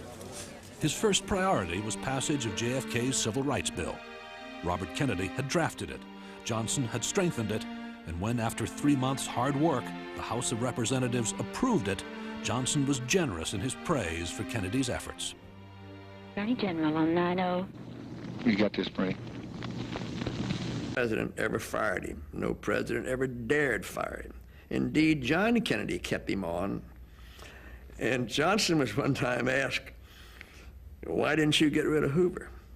And he said, "I'd rather have Hoover inside the tent pissing out than outside the tent pissing in." From the security of Johnson's tent, Hoover started cutting Kennedy out of the action. The turning point came in the spring of '64 with an atrocity in Philadelphia, Mississippi. 3 young civil rights volunteers were kidnapped and murdered by the Ku Klux Klan. 2 days into the search, Hoover bypassed Kennedy to report to Johnson that his agents had found the missing boy's station wagon. Mr. President, the car has been found, and the car was burning, has been found, and that agents are endeavoring now to get inside of the car. What I find now, and the last word I just got, was that the inside of the car, from the intense heat, has melted and burned everything into ashes. Now we've got to therefore pry the doors open, which we're doing, and getting into the inside to examine to see whether there's any human bones inside of the car. Thank you, Edgar. Keep me informed now. The first thing you hear, you call me. Yes, I will. As the murder hunt progressed, it became clear that in the struggle for power between Kennedy and Hoover, the president was on Hoover's side. Yes? The Attorney General calling you on 9-0. Hello? The President. Yes? Hello, Mr. President. Kennedy was aware that the civil rights leader, Dr. Martin Luther King, was to visit Mississippi. He went out of his way to be considerate to the Kennedy family. He was specially concerned about Jackie Kennedy, insisting that she continue to live in the White House residence for 2 weeks after the funeral. Yes? Mrs. Kennedy, 2191. Oh, yeah. Mr. President? I just wanted you to know you were loved, and by so many and so much. Oh, Mr. I'm one of them. I tried. I didn't dare bother you again, but... Listen, sweetie, now, the first thing you got to learn, you got some things to learn, and one of them is that you don't bother me. You give me strength. But I wasn't going to send you in one more letter, and I was just scared you'd answer. Don't send me anything. You just come over and put your arm around me. That's all you do. When you haven't got anything else to do, let's take a walk. Let's walk around the backyard, and just let me tell you how much you mean to all of us and how we can carry on if you give us a little strength. But you know what I wanted to say to you about that letter? I know how rare a letter is in the president's handwriting. Do you know that I've got more in your handwriting than I do in Jack's now? Oh, well. And for you to write it at this time and then to send me that thing today of... I want you to just know that you got a president relying on you, and this is not the first one you had. So there are not many women, you know, run around with a good many presidents. So you just bear that in mind. You got the biggest job of your life. You ran around with 2 presidents. That's what they'll say about me. Okay, anytime. Goodbye, darling. Thank you for calling, Mr. President. Goodbye. Do come back. I will. From his home in the Washington suburbs, Johnson tried to keep the Kennedy cabinet intact. Above all, he needed Robert Kennedy, his brother's closest companion and Attorney General. Kennedy had to be persuaded. You put yourself in everything that you've ever been doing. You're wanted and needed, and we care, and we must have all the capacity we have and all the experience. You even needed more than you were. So just handle it that way. Now, I wouldn't say that if I didn't mean that, and I don't need to say it, and I just say much obliged and thank you if I didn't want it. I sincerely want it and genuinely want it, and they're never going to separate us as far as I'm concerned. Thank you. The truth was they were old enemies. Robert Kennedy had opposed his brother's decision to pick Johnson as vice president, and Johnson had never forgiven him. Have you ever seen two dogs walk into a room, and all of a sudden there's a low growl from one and a low growl from the other, and you have two dogs that are ready to jump at each other's throats? That was Johnson and Bobby Kennedy. There was something about the personality of Bobby. He complained to the president that he couldn't protect King because the FBI was no longer under his control. Can we have FBI people there and have them keeping their eyes and ears open? Well, it's difficult. Then I suppose we can. Again, I have no dealings with the FBI anymore, but why don't I call him and see? But anyway, I kept you... I never had the slightest indication that he didn't want to cooperate with you. And he's never indicated anything like it to me. And I don't know where. Well, I think it's just, I mean, there are a number of, you know, it's a very difficult situation, I think, for everybody here now, or whether it's Nick or me, or anybody that has to deal with them. But, I mean, as I say, we'll all get through. It's only a little while. Kennedy added a personal grouse. For 40 years, Hoover had been assembling an explosive collection of personal files. Robert Kennedy knew it included reports on his dead brother's private life, and he suspected the president of using Hoover to spy on him. I don't know of any communications which the FBI sent to the president that Bobby didn't know about. Certainly, we were not tattling on Bobby. Didn't have to. He was tattling on himself. With some of the things that he was doing. But I know of no runaround concerning Bobby. I do know that they were they suffered from paranoia regarding this particular matter. They felt it was a chink in the armor of Camelot. But I understand that, you know, he sends all kinds of reports over to you about me and about the Department of Justice. Not any that I've seen. What are you talking about? Well, I just understand that he's about me planning and plotting things. But he hadn't sent me any report on you or on the department, anytime. But Kennedy, disbelieving Johnson, persisted. Well, I had understood that he had sent reports about me plotting the overthrow of the government by force and violence. No. Leading a coup. No, that's an error. He never has said that or indicated or given any indication of it. As I say, we'll all get through. Okay. Yeah. I'll talk to you in a day or two. Bye. Not even Johnson can have imagined Robert Kennedy planning a coup. But that Johnson was using the FBI to report on Kennedy and on other real or supposed opponents was true. He did have a back channel.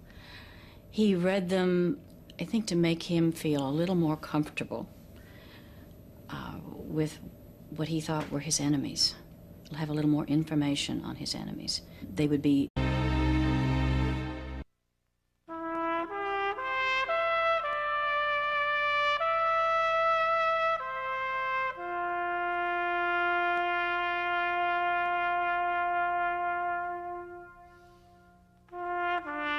June 1968. For the second time in 5 years, President Lyndon Johnson found himself at the funeral of a Kennedy brother, Robert Kennedy, shot at the height of his campaign to replace Johnson as president.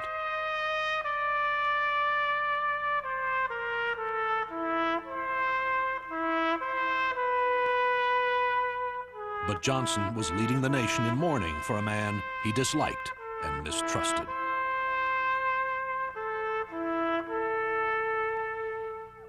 I believe that Bobby is having his governors jump on me, and he's having his mayors, and he's having his Negroes, and he's having his Catholics, and he's he's having them just systematically one after the other each day. All of it makes Bobby look like a great hero and makes me look like a son of a bitch, and 95% of it is completely fabricated. Johnson's overpowering nature hid deep personal insecurities, and his dislike of Robert Kennedy was obsessive. This is a story of a rivalry that engulfed two great men. Bobby was at the center of the whatever paranoia there was, clearly. He was the one who was the ringleader of the opposition trying to bring Johnson down. In his first hours as president, Lyndon Johnson had put a recording machine across the telephone lines into the Oval Office. Tapes of hundreds of phone calls, intimate and business alike, were stored away for 30 years. Now, in the open, they reveal how two men's clashing ambitions led to tragedy. We have created many of the scenes you will see, but the words are the original voices.